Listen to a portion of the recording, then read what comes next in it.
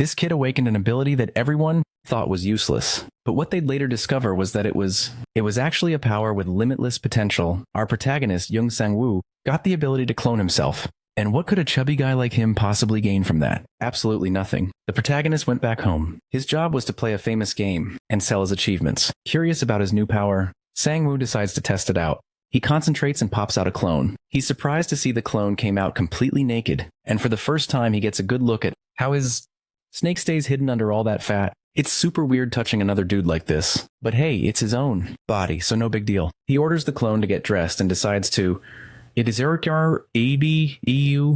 if it will take commands. Sang-woo makes the clone kneel and stand up a few times. Just as you'd expect, the little fatty was out of breath after only 5 reps. Just as he thought, a weak-ass clone is useless. His life was over. But then he noticed a system window pop up saying his vitality had increased by 0.01. Fast forward 1 month, and this was Sang-woo's body. He was running so much that the regulars at the park started to think something was off, like, that dude ain't right, but the truth was the real Sang-woo was at home. In just 30 days, he'd lost 20 kilos. He had discovered some incredible things about his power.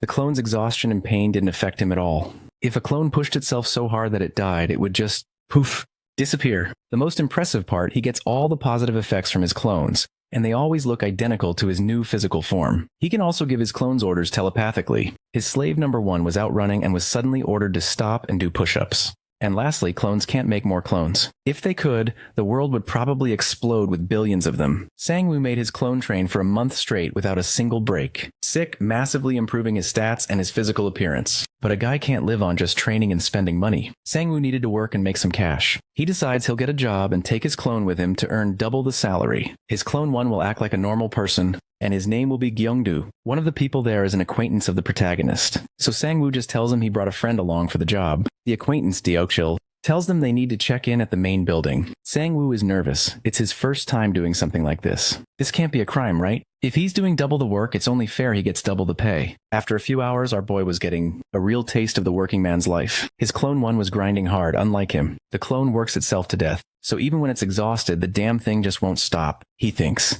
It's going to be a problem if clone 1 just up and dies in front of all these people. I won't get his paycheck after all. By the end of the day, Sang-woo was the one who felt like he was about to die, and his clone was probably wondering if he was a little bit of a bad guy. It would become the new original if that happened. Mr. Deokchil brought a drink for the boys, impressed that such young kids worked so hard. He was amazed to see such dedicated youth. The truth, however, was that Sang-woo wouldn't even be there if his bank account wasn't about to hit 0. The man asked which university our protagonist attended, and after he said it was Gyeongaguk, Mr. Deokchil was even more impressed with the kid. He mused that if his daughter were as smart as Sang-woo, maybe she could get into a top university like that too. Our protagonist then says it's not that hard really. Just a little bit of studying, and she'd be able to do it. But in that case, the man offers our boy a new job. He's to become his daughter's tutor and cram knowledge into her head by any means necessary.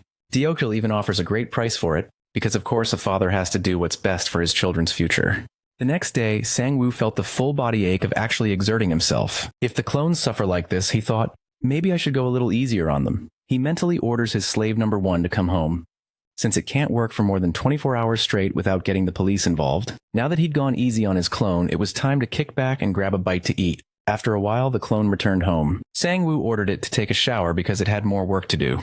With clone 1 all clean, Sang-woo wanted to try something new. He planned to use a needle to prick the tip of clone 1's finger. The reason? In this world, there are abilities that can be awakened. One of them is regeneration. If he injures himself over and over and lets the body heal each time, he might awaken a high-level regeneration skill. Of course, doing that to himself would be horrible, so the best way is to just hurt the clones. Sang-woo gives a new phone to clone 1 from now on. It has to answer his calls, and while it's at home, it has to be exercising. Sang-woo headed out to upgrade his training regimen and decided to join a gym. His acquaintance ran into him and said he almost didn't recognize him, quipping that there was only half of the old Sang-woo left in that body. Our protagonist replies that he's got a new lifestyle now, and is actually on his way to sign up for a gym. His buddy says it's a huge coincidence. He's also heading to a new gym, right? Now because he heard there's a hot instructor there, he drags Sang-woo along to check it out. The protagonist signs up and does the initial tests, but his real intention is to send his clone here to work out every single day. His so-called friend is the type of guy who screams while lifting weight, and loves being the center of attention. The acquaintance's awakened ability is strength, so he's naturally strong with a 2.1 strength stat. While he was figuring out how to use the machines, his real friend, Deokchil, called to see if he was okay and if he could come over for the first tutoring session with his treasure. Sang-woo headed to the man's house after leaving the gym. By the way, that sleazeball didn't even end up joining because, surprise, there wasn't a hot female instructor there. Sang-woo thinks to himself that he got lucky. Now he doesn't have to worry about that guy bothering his clone 1. When he got to Deokshil's house, the noise inside was cranked up high, and when the man suddenly flung the door open, the pain got cranked up pretty high too. At least our protagonist just found out what Deokshil's daughter looks like. Turns out she really is a treasure. Sang scratches his head, looking ahead thoughtfully. Mr. Deokshil is extremely worried, apologizing profusely for the door incident. A caring hand places a small plate with a sliced apple on the table. It's Deokshil's wife. She says she barely recognized the boy because of his weight loss, and he explains that he's been working out a lot since they last saw each other. As he wipes his mouth with a napkin, his gaze shifts to the girl. Ms. Haeyeon looks a bit nervous, her hands resting on her knees. She's blushing and looking down, but she responds when her name is called. As Sang introduces himself, the euphoric parents notice how meek and blushy she is, believing she's taken a liking to the boy. Hyun is very embarrassed because she thinks Sang must have heard her yelling through the door. The protagonist confirms she's in her 3rd year and asks to see her grades before they start the lesson, but this makes the girl look like she's just seen a ghost. Sang-woo holds the girl's report card, trying to hide his look of disappointment as he sees her grades. Her grades are not good at all, ranging only between a 6 and a 7. The parents look completely dumbfounded, while the girl is so embarrassed she doesn't know where to look. Deokshil slowly stands up and quietly gathers his things with that same dumbfounded look on his face. And then he shouts that he's leaving for work, leaving his wife to deal with the whole mess. Sang stops looking at the girl's report card and shifts his gaze forward again. She's looking down, discouraged, with a face like a lost puppy. With a reassuring smile, he says it's no problem. He didn't have great grades either and knows a lot of tips and tricks. The girl's face lights up like Christmas morning and she clasps her hands together, excited. Our protagonist says they'll both do their best to reach their goal, and they decide to have tutoring sessions twice a week. Back at Sang's place, we see his apartment complex from the outside. He enters his humble home thinking that he still has a long way to go.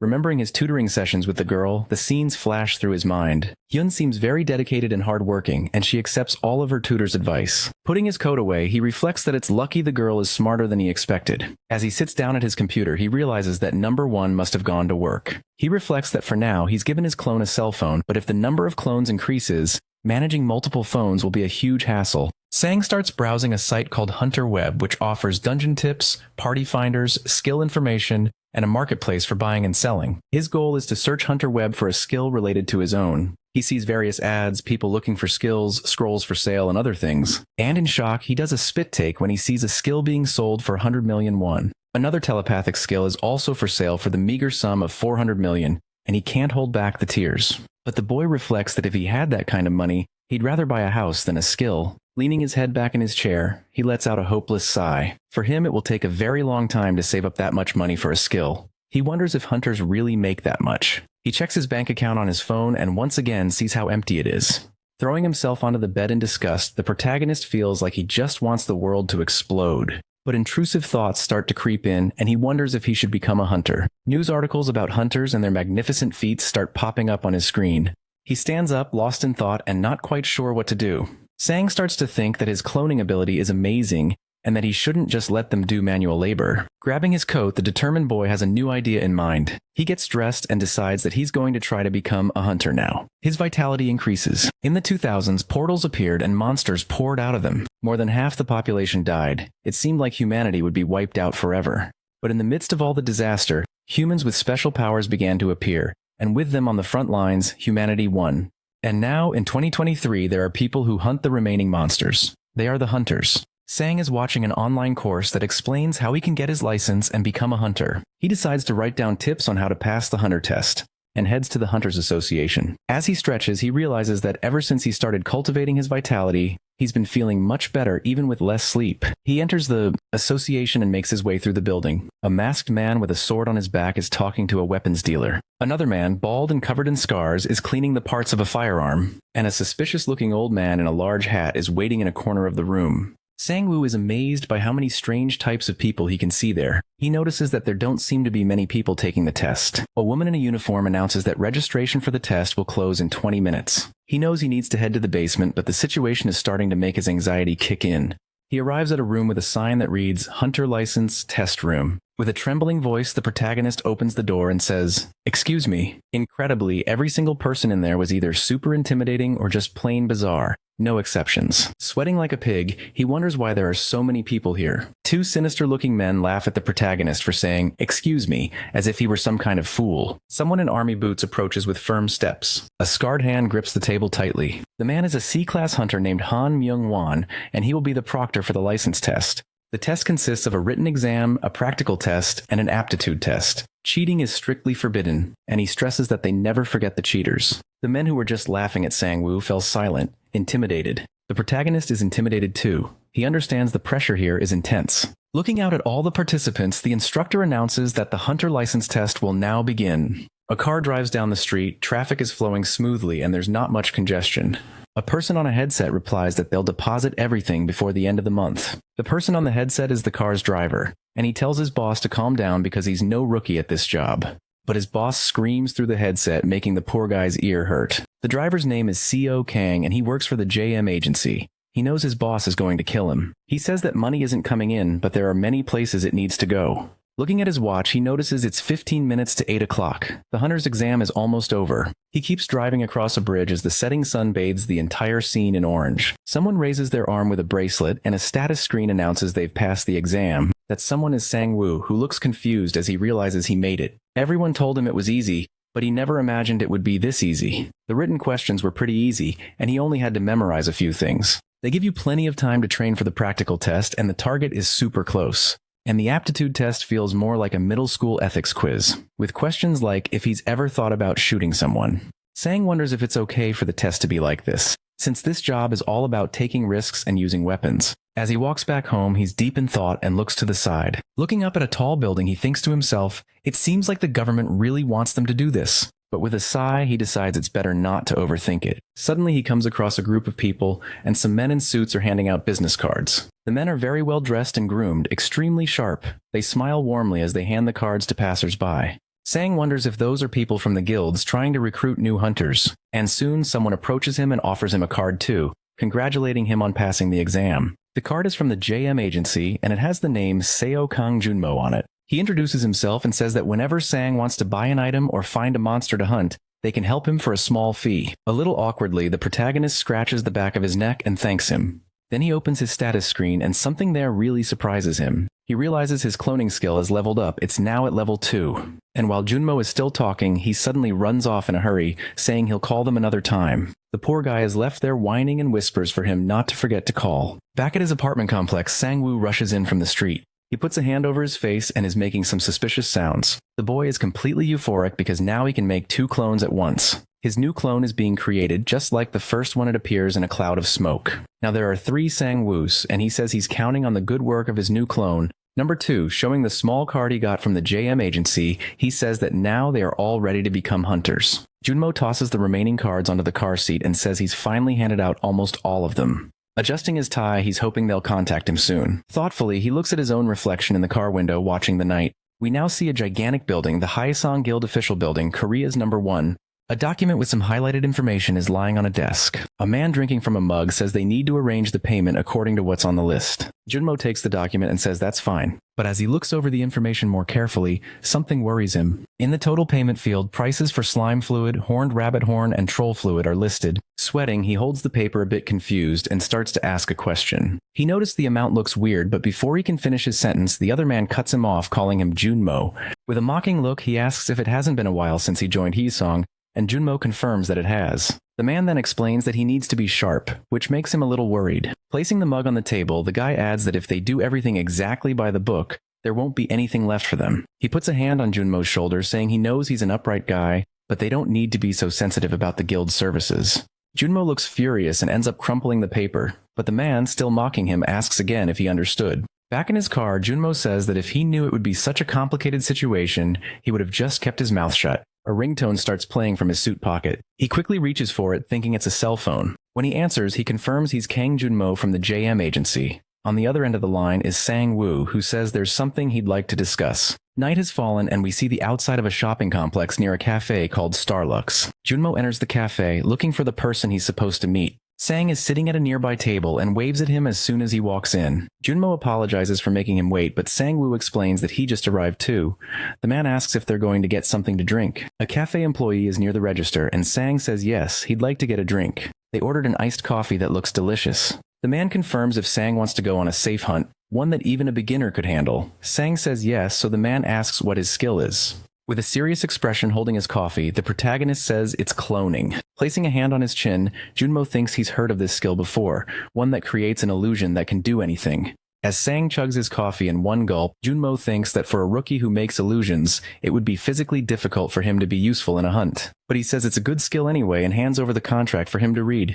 The first hunt is recommended to be in slime territory. They aren't dangerous, but when eliminated, they release a toxic gas, so masks will be necessary. Sang uses his phone to take a picture of the contract and says, this will be a piece of cake for him. The second would be in the Horned Rabbits area. It's possible to hunt there for long periods, but since they're hard to catch, it'll be tough to make a lot of money. There are other low-class monsters like giant rats, but the two we mentioned before are the only ones where you can guarantee Sang-woo's safety. The protagonist thinks both places sound pretty cool, and he also likes the prices he'll get for the items he collects, and so Sang-woo says he'd like to proceed with that contract. With a friendly smile, Junmo thanks the new hunter, and since he liked both hunting grounds, the man asks if he's decided which one he's going to choose. But with a decisive and cocky move, another one of Sang's hands answers no and stamps the paper. This move startles poor Junmo, and now he realizes he's not just dealing with a copy of the person. He lifts the stamp from the paper, and there's his signature in red. Startled, Junmo looks at the person who just stamped the paper. And now, with two Sang-woos present, they both declare, when we said we liked both locations, we meant we're doing both. During another client meeting, a man with a sword on his back and spiky hair talks with Junmo. He says he heard the man's ability is cloning. The man looks like a masked ninja not showing his full face, and he confirms that it's true. Junmo asks to see his cloning technique, and upon seeing the demonstration, he is amazed by what he has just witnessed. The ninja swordsman sheathes his sword back on his back, and his several other clones surround him all in a battle stance ready to attack. But Junmo realizes that something isn't right here, and he gets worried, and the clones created by the ninja lunge forward in a precise sword attack. The blades seem to pierce right through the body of the original ninja, who's sitting in the chair. Poor Junmo covers his face, unable to watch, and begs them to please calm down. With his eyes watering and his heart racing, he looks forward again. And the ninja, now being run through by a fake blade, explains that it's all just an illusion. Nothing is real. Junmo slowly reaches out to touch the sword, but his hand passes right through it as it can't cause any damage at all. But the clones are perfect for drawing the attention of nearby monsters. That tense situation made Junmo nervous, but now he starts to laugh in relief. And snapping back from his memories, the man now thinks that the cloning ability from that time was definitely an illusion. But this time he can clearly see the situation is very different. Sang-woo picked up the contracts with his own hands to check the conditions. On top of that, he also drank coffee like a camel dying of thirst. With an extremely worried expression, the man realizes this is his first time seeing an ability like this. Just to test the waters, he decides to ask if they are twins by any chance. This question makes Sang-woo burst out laughing. Pointing to his clone, he says, still cracking up, that it's understandable he would think that.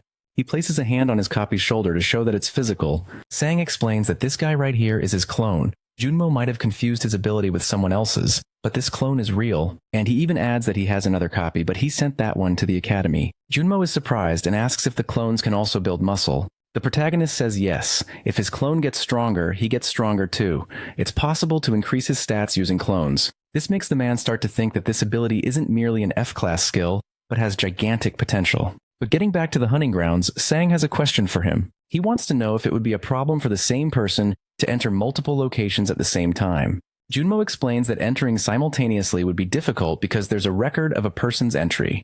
With a grim look on his face, the boy knows that if this bureaucracy exists, it would be a huge problem for him. But the charitable Junmo says he will try to talk to the association about it and asks him to come along. Scratching his head, the boy says that's fine, but he won't be able to use the ability until tomorrow afternoon, because of the cooldown time. So Junmo asks them to meet in 2 days at the Hunter Center. With a somewhat suspicious expression, he asks about the contract. And with his stamp in hand, Sang says he already stamped it and that he checked the percentage ratio in the photo that number 2 sent earlier. The man then suddenly stands up and this movement startles poor Sang. Extending his hand to him, Junmo says he's looking forward to working together. And with a somewhat distant look in his eyes, Sang begins to reflect on the important step he has just taken. Finally, they shake hands, sealing the deal. The clone remains apathetic, sitting in his place while the two seal the contract with a handshake. 2 days later, back at the huge Hunter's Center building, our protagonist is walking down the street attentively, looking from side to side. Someone calls out for Hunter Nim and he looks up surprised. Junmo adjusts his tie while saying the boy arrived early and it wasn't time yet. Sang explains that he came quickly in case he was already waiting and asks if this is the association inside the Hunter's Center. Junmo confirms, and they take a number from a ticket machine. The place is very large and a voice calls out for the next hunters to be served until it's Sang's turn. And the clerk asks if he wants to get dual access to the hunting ground. He explains to the protagonist that he is the first person since someone named Jumper to request this right to dual access. As expected, this is not a common case, and the employees search through piles of files. Sometime later, the employee returns and asks him to go to the civil service office to process the relevant documents. That whole mountain of paper startles both Sang and Junmo, who just stare at the giant pile. The man says he will take care of these documents and asks the boy to head to the skill demonstration room. He goes to a counter with a female attendant and hands over the stack of papers. Meanwhile, Sang arrives at a room where there's a young woman in a lab coat and a transparent chamber. Concentrating, he forms a cloud of energy like he always does when he's about to summon his clones. And a new Sang-woo appears in front of him, perfectly identical and completely naked. Apparently, the protagonist forgot about this little detail, and it leaves the young woman quite embarrassed. Elsewhere, a man is working on the bracelet with high-precision tools. He's examining a specific part with sharp focus, and then he announces that the identical ID bracelet is complete. Now the clones can access the hunting grounds by scanning their fingerprints. Simultaneous entries and exits are possible, and wherever he enters, the clone can enter too. The excited man says this is an unprecedented ability, not just in Korea but in the entire world. Sang finds the man's attitude a bit invasive, grabs his clone, and says they're leaving. The man is a bit disappointed as he believed the clone could have been an excellent test subject. Sang-woo meets up with Junmo again and says that the authorization request is finished. Now all the preparations for the solo hunt are complete and he and his clone are ready. Junmo asks if he's heading to the hunting ground now and he says yes because his schedule is free today. The man asks why he's hiding the clone with a mask, and the protagonist explains that there are a lot of people interested in him. But while the two are talking, someone is watching the three of them from a floor above. It's a person with a sinister aura showing a malicious smile. This person is the Haesong Guildmaster, Shin Hye-sung. He scratches the back of his neck and says he was wondering who it was and found out it's Junmo. And then he yells Kang Junmo's name from above, grabbing the guy's attention. A loud noise comes from upstairs, a huge crash. And surprising everyone on the floor below, the guild leader jumps from the upper level, making a heroic landing. With a smirk, he says it's been a while and that they're meeting in a place like this too. Sang gets a little tense. He looks at the man who just landed and thinks he might know him. Shin starts to get up and says he didn't know he was still working as a hunter. The protagonist recognizes that guy is the guild master, and that he fell from at least a few floors up. Junmo maintains a serious and apathetic expression, looking directly at Shin. Almost through clenched teeth, he greets the man very politely. This sends the man into a fit of laughter. He asks what he means by sir and all these formalities. Looking him over, he asks who this guy is. Junmo explains that he is a hunter associated with their company. Shin's pupils dilate and he sighs a little. Looking the protagonist up and down, he says he understands. And then his eyes are drawn to one thing in particular. He asks Junmo if Sang-woo is perhaps an F rank. The protagonist doesn't like this assumption at all and looks completely dejected. With a trembling voice mocking poor Junmo, he says that someone who once supervised C and D ranks has fallen this far. And while laughing hysterically, he says he can't believe he's now taking care of an F rank, especially one dressed in a sweatshirt like that. But this irritates Junmo, who clenches his jaw, holding back the urge to insult the big shot's entire family line. But Sang-woo places a hand on his shoulder as if to tell him to calm down. He has a serene expression unfazed by the pompous man's mockery. The man, in turn, is even wiping tears from his eyes from laughing so hard. He puffs up his chest at Sang-woo and says it looks like he has something to say. But the protagonist returns it with a very friendly smile as if he's come in peace. And he says he's honored to meet the country's #1 guildmaster. The flattery technique worked. Shin says he doesn't have the eyes of an F rank and seems to have his head on straight. But with a more sinister aura, Sang says he's not done yet, and that's not all, that the guild is #1 in the country's dungeon monopoly. Shin's expression brightens even more. And it's also #1 in hunting ground restrictions and in terms of payment rates. Sang-woo acts overwhelmed, saying that for someone so important to be complimenting him, he has no idea what to do now. Scratching the back of his neck, Shin says the boy has guts and feels flattered. And a sinister energy begins to emanate from him as his smile turns dark. He places his hands on Sang-woo's shoulders and says he wants to see if his skills are as good as his courage. This worries our protagonist, who immediately starts sweating nervously. But interrupting the situation, a man with glasses and a bowl cut shouts for his sir. He comes running towards Shin, who refers to the four-eyed man as a buzzkill. And because of that, he says that's all for today. and steps away from the boy. Looking at him with malicious eyes, he asks for the protagonist's name. But our boy doesn't just hand over the information and tells him to find out for himself. Waving his hand, he says he's a fun guy and says goodbye to Mr. Junmo. The man with glasses gives Mr. Shin a little scolding, saying he shouldn't leave the association like that. Now in the car, Junmo, Sang-woo, and his clone are silent and thoughtful. A bit awkwardly, Junmo thanks the protagonist for what he did earlier. But he says he couldn't just stand by and watch. He had to act. Junmo asks if he knew about his relationship with the Haesong Guild. The boy replies that he's no fool and found out a few things by researching the JM agency.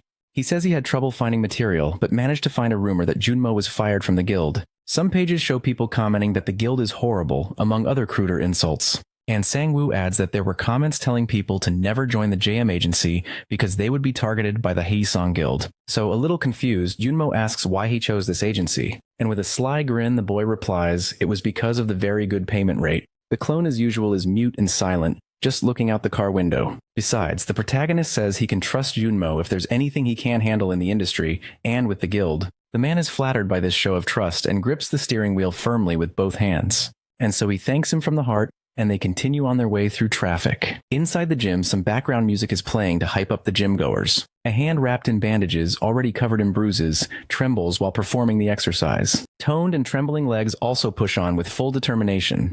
It's Sang's clone, completely focused on the exercises, which even makes the other people at the gym worried. The instructor bites his thumbnail watching all that unusual effort. A woman approaches and asks if it's okay for him to keep pushing himself like that, but the instructor explains that he tried to talk to him, but he won't listen.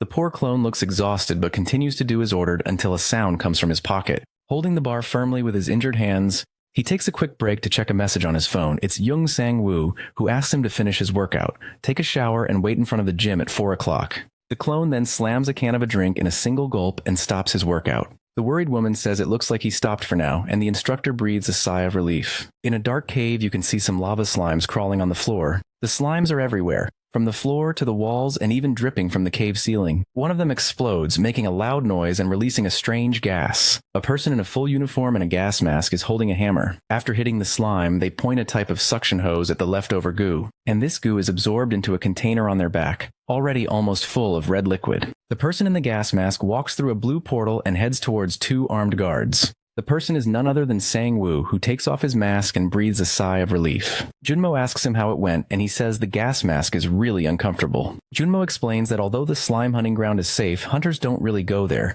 and the profit isn't great either. Looking at his damaged glove, Sang realizes he probably won't be doing this for long. He has to fill the container and unload it, but no matter how patient a person is, it's hard to endure for more than 6 hours. Junmo says he could last more hours if he had a better gas mask and good quality equipment. Sang is pretty sure he couldn't even stand it for 2 hours, let alone 6. But with a brilliant idea, he points to his clone and asks what if he went in his place. And without a shred of pity, the boy shoves a gas mask onto the clone's face. He also firmly ties the laces of his combat boots, and puts on his gloves to protect his hands from the elements. Proud and full of hope, Sang-woo says goodbye to his clone and wishes good luck to number 2. And without wasting any more time, he asks Junmo if they can go to the Horned Rabbit hunting ground now. He was about to point to clone number 1, but he isn't there with them. With a blank look on his face, Sang remembers he still hasn't picked him up from the gym. Poor clone number 1 is waiting with his gym bag, his body trembling from the intense workout. There he is, clone number 1, waiting just as his master ordered. A car approaches and parks right next to him. Sang-woo yells from the window, telling number 1 to get in the car. The sun is setting over the big city, casting a wonderful glow. Junmo asks if Sang plans on just calling his clones number 1 and number 2. The protagonist explains that since they're all identical, things would just get confusing if he started giving them creative names. The man agrees, saying that since they're clones, names aren't really necessary anyway. Changing the subject, Sang-woo says he heard that people normally use guns to hunt the horned rabbits. Making a gun gesture with his hand, he asks if he'll need to prepare any special equipment for that. Junmo explains that he can use his own gear, but there's also equipment available for rent at the hunting ground, though it's not free. But he agrees the boy will need his own equipment eventually. Since rented gear can only be used on site, it's easier for the owners to retrieve it. With his hand on his face, Sang starts to think until he hears something. The man tells him they've arrived. That's what the sound was. Now they're at the Ujung-san field, filled with battle tanks and all sorts of military hardware. The guards securing the area are heavily equipped and armed. One of them is holding light sticks, signaling the way for tanks and aircraft. Sang realizes the place is enormous. It's nothing like the slime hunting ground. Junmo explains this is the famous field where a monster invasion once took place. Putting a hand to his chin, the boy thinks he's heard about this before. Normally, portals are disconnected from the outside world, and most hunts happen after the hunters have already gone inside. However, in some cases, a monster comes through the portal and destroys the surroundings, turning the area into a battlefield. And 5 years ago, a monster invasion happened right here. Most of the strongest monsters were defeated, leaving only a few F and E class ones behind, so it's a great spot. Worried, Sang asks if there will be any complaints about the noise. The two get ready to enter the field. Stopping at a weapon rental shop, a scowling attendant shows them a powerful gun and says it'll be 700,000 won in total. Wincing at the price, Sang knows that's a ton of money, but he hands over his card. Junmo explains that the ammunition is the biggest expense, but if he manages to hunt just one horned rabbit, everything changes. They're that valuable. The area is divided into sections, even inside the field itself, and the spot they're heading to is on the 3rd floor. They reach the spot, and the man in front announces that they've arrived at their destination. And while they're standing there, a deafening blast erupts. Junmo claps his hands over his ears. The field has a surprisingly pleasant vibe. There are people shooting and others eating on the side, resting and taking a break. A long-haired man smoking a cigarette is holding a gun, complaining that he missed again. And another guy wearing a bucket hat is holding a horned rabbit he just hunted. He already has a few in his bag, the result of a very successful hunt. This impresses our protagonist, who was told that hunting even one is a huge challenge. Sang-woo's spot is number 4, so Junmo points out where the boy needs to go. As they get ready, the man asks if he's confident in his shooting skills.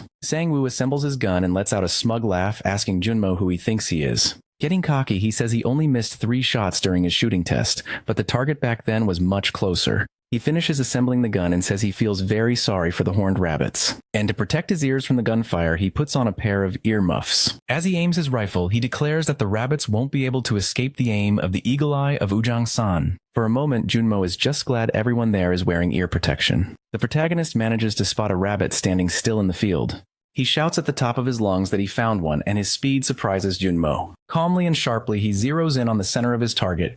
Then with the utmost care, he squeezes the trigger. As he fires his first shot, he thinks to himself the hunt begins now. 3 hours later, night has fallen over the hunting ground and the sky is dark. Our protagonist looks like he's seen a ghost, his eyes wide with shock. He didn't manage to land a single shot and he's devastated. Utterly disappointed, he slumps into his chair and says that it makes sense. He felt like his aim was perfectly fine, but the rabbits have very long ears and extremely sharp hearing, so they can detect the shot before it even arrives. And given the distance from the tower to the field, they have time to escape. Frustrated, Song explains that the moment he tried to fire, the horned rabbit bolted. Agent Junmo also had to leave because it was getting late. Unfortunately, he didn't even make back the money he spent on ammo. He wonders if he should just call it a day. He calls out for number 1, who promptly answers his master. Sang orders him to hunt the rabbits with the gun. Whenever he catches one, he's to send Sang a message, and if he runs out of bullets, he should call. Disappointed, the poor protagonist sighs, hating that he has to resort to this. And so he decides to head home since his day is over. Back in the comfort of his home, he's in bed looking at his status screen. He notices small increases in his mana, which are happening because number 2 is hunting slimes very effectively.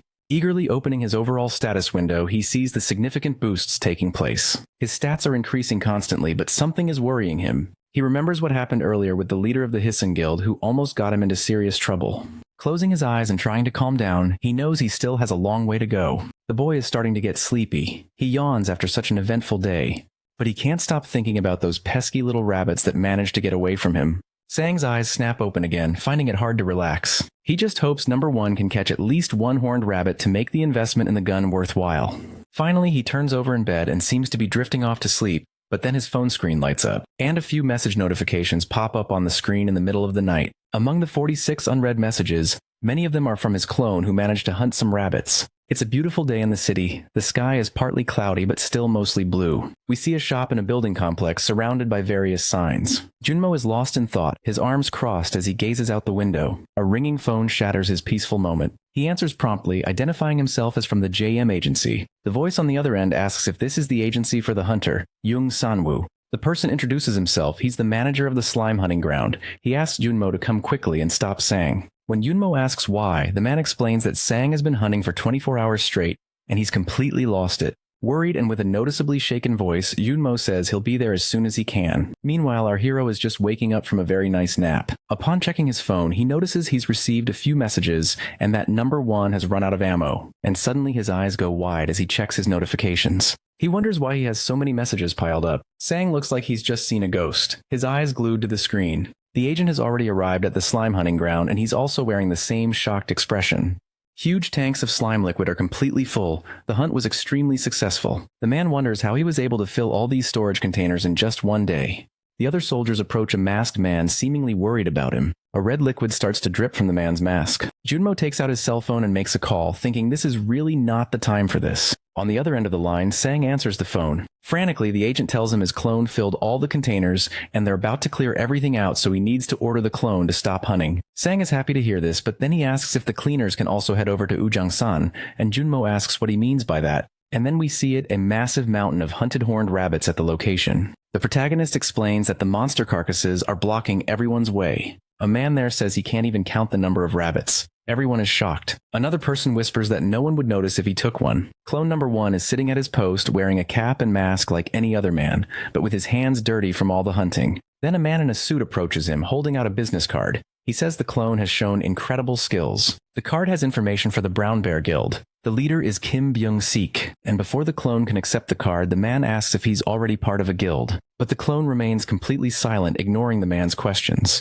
Shaking with nervousness, the man in the suit tries to stay calm, knowing that most talented people are a bit weird. Another man in a suit nearby crosses his arms and just says, "No, no." A line of men in suits is right next to them, and they've all tried to talk to the clone, but he says nothing. Then he realizes they are all recruiters from major guilds. While the men in suits are talking, Sang approaches the clone and hands him a small green box, and in a low voice he tells him it's more ammo. Still whispering, he tells the clone to keep hunting, and if the agent shows up to let him handle the carcasses. The protagonist pats his clone on the shoulder, praising him and saying, "That was really good." And for the first time, we see some kind of emotion from the clone. He looks genuinely happy to receive a compliment. And without further delay, he reloads his weapon with more ammo and gets ready for more. Everyone around is stunned to see him getting ready to hunt again. But many there are eager and curious to see how this mysterious man operates. Some even start filming. Far from there, Sang starts to think that he might have underestimated what his clones are capable of. Right now, the clones are receiving 50% of his stats, which means they can do 50% of what Sang can.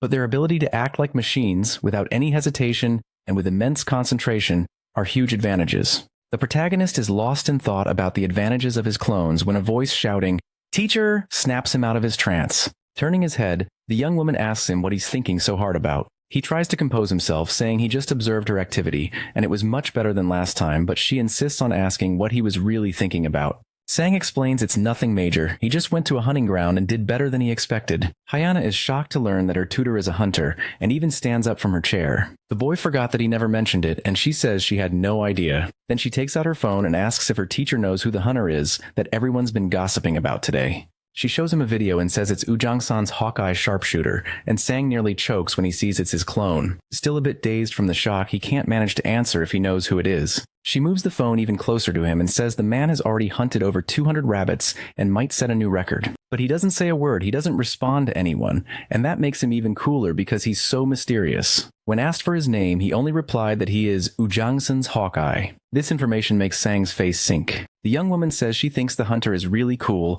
and that her real dream is to become a hunter too. The protagonist asks if she's an awakened. She says yes, and that she has a license too, but she's afraid to go to the hunting grounds. She gulps, taking a moment as she looks at the protagonist. Tucking her hair behind her ear, she asks if she gets a good grade. Could he take her to a hunting ground just once? Sang says that's not hard, but if she can pass the university entrance exam, he will definitely take her. The girl gets excited immediately, and he explains that he also knows some safe hunting grounds. Then she holds up her pinky finger, asking him to seal the deal with a promise. The boy sighs, pleased to see his student's determination and willingness. And so he seals their agreement, linking his pinky with hers. With a determined smile, she tells him not to change his mind. As night falls, Sang asks her to keep it up, because this way, he knows she'll be able to get into Gyeonguk University. A while later, the bedroom door opens, letting the light spill out. Hayana's mother is washing the dishes and is surprised to see the lesson has already ended. She asks if the lesson went well, and the protagonist confirms that everything went fine. Hayana has her ear pressed against the door, listening to her mother and her teacher talk about her. He's praising her. The woman offers to have Sang stay for dinner, but he says he has somewhere he needs to be and says he'll be back on Monday. Hearing this, the girl immediately starts to sweat. She flops onto the bed, dreamily hugging a teddy bear and thinking about her appointment with him. Forming a small flame in her hand, she says that her teacher is a hunter, and thanks to that, their conversation today was great. At first, she didn't like the idea because he was someone her father knew, but now she's changed her mind. She starts to remember her teacher's smile and her heart begins to race. He's kind, considerate, and on top of that, she thinks he's a great teacher. The girl also remembers the sincere smile Sang shows her sometimes during their lessons. Clutching her teddy bear tightly as she blushes, she thinks that he's pretty cute too. But suddenly the girl's expression changes. She turns red and sighs. She sits down in her chair with a more serious and determined posture and decides to study harder. The night is calm and quiet, the sky is completely dark, and our protagonist is at the hunter base. He's in an elevator, wondering if the carcass collection is over yet. Junmo is already there waiting and is surprised to see the protagonist. Seeing his agent, Sang asks if he was there too. Nearby, several men are carrying boxes. Junmo explains that he was checking on the collection process and asks where Sang was. Sang explains that he was working as a tutor. A man carries a large, horned rabbit on his back. The agent says he's called collection teams to many fields before, but this is the first time he's ever called such a large number of carcass collection teams just for horned rabbits. The total was 352, and collecting all of them requires a lot of people. Several men are working on it right there. Junmo asks if Sang has checked the payment he sent, but Sang says he hasn't seen it yet and will check it now. And suddenly that once meager bank account is now stuffed with cash. This leaves Sang with a look on his face like he just won the lottery jackpot. With sweat on his face, he asks if it's really supposed to be that much money. Junmo explains that his skills surpassed E rank, so he adjusted the payment to the 83% rate used for E rank hunters.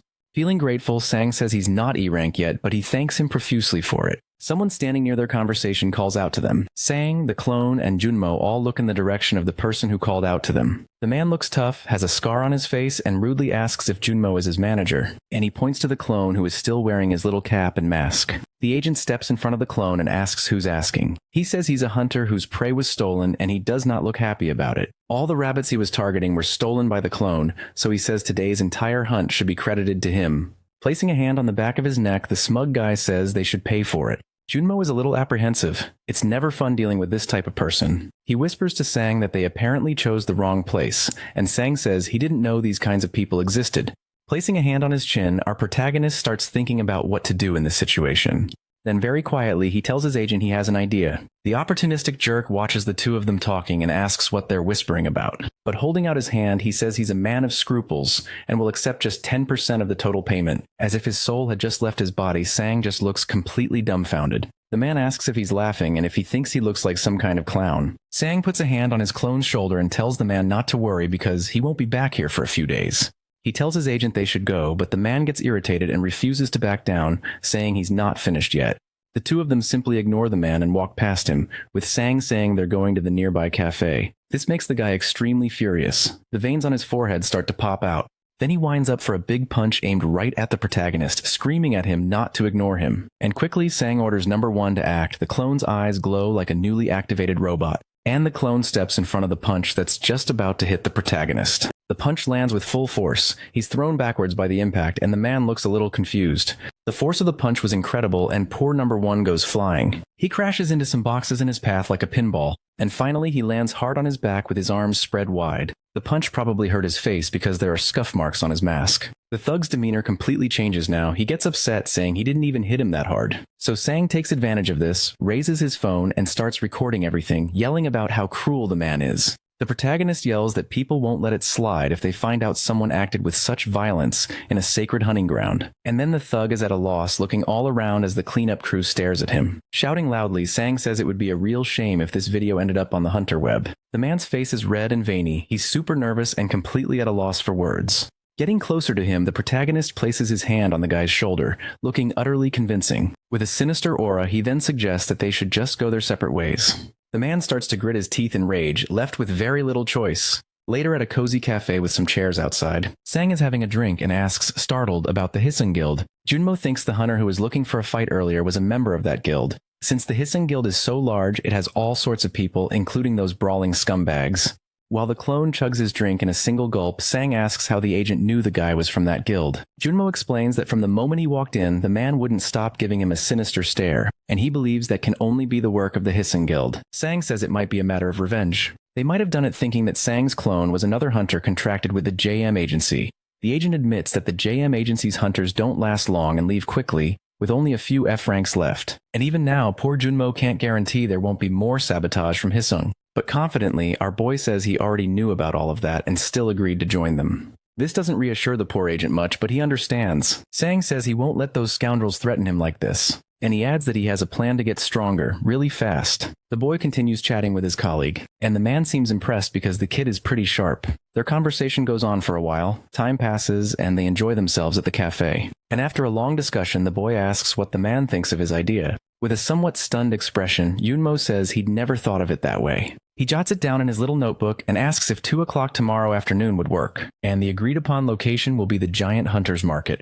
A beautiful building. The Hunter's Market is a gigantic building with colorful floors and everything a hunter could ever want. It deals in equipment, weapons, and has been active since the very beginning. Everyone does their shopping there. However, a type of department store entered the market and took over most of this industry.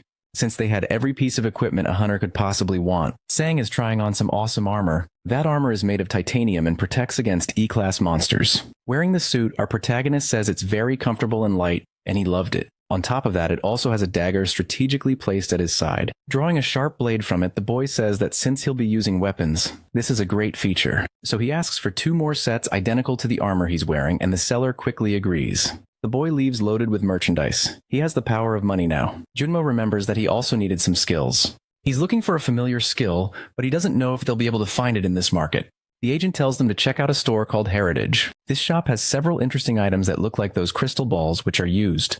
The two start looking through the display cases for what our boy wants, until Sang finally finds what he was looking for in a blue orb. The skill is called Familiar, and it allows the hunter to share their senses with their summons and pets. And besides enabling many things, it also costs a fortune. Wondering if he really needed 2 kidneys, or if it was worth selling one to buy the skill, the boy puts his hand on his face. With a shameless look, he asks his agent for an advance. Poor Junmo gets tears in his eyes, but says he can try to lend him 50 million won. Sang thanks him and says he can figure out the rest of the amount with a few installments. But despite risking his credit, the boy has a lot of faith that the skill will be useful. And with its help, they can get the money back in no time. So the two buy the expensive little orb, and he takes it to another location. Our boy starts to read the instruction manual for the device. There are 2 rules on how to activate the skill, for mana users and non-users. Since he doesn't know how to use mana, he uses a small remote to turn the thing on, and he places his hand very close to it so it's in contact with his body. He's a little apprehensive about whether this will work and trembles slightly.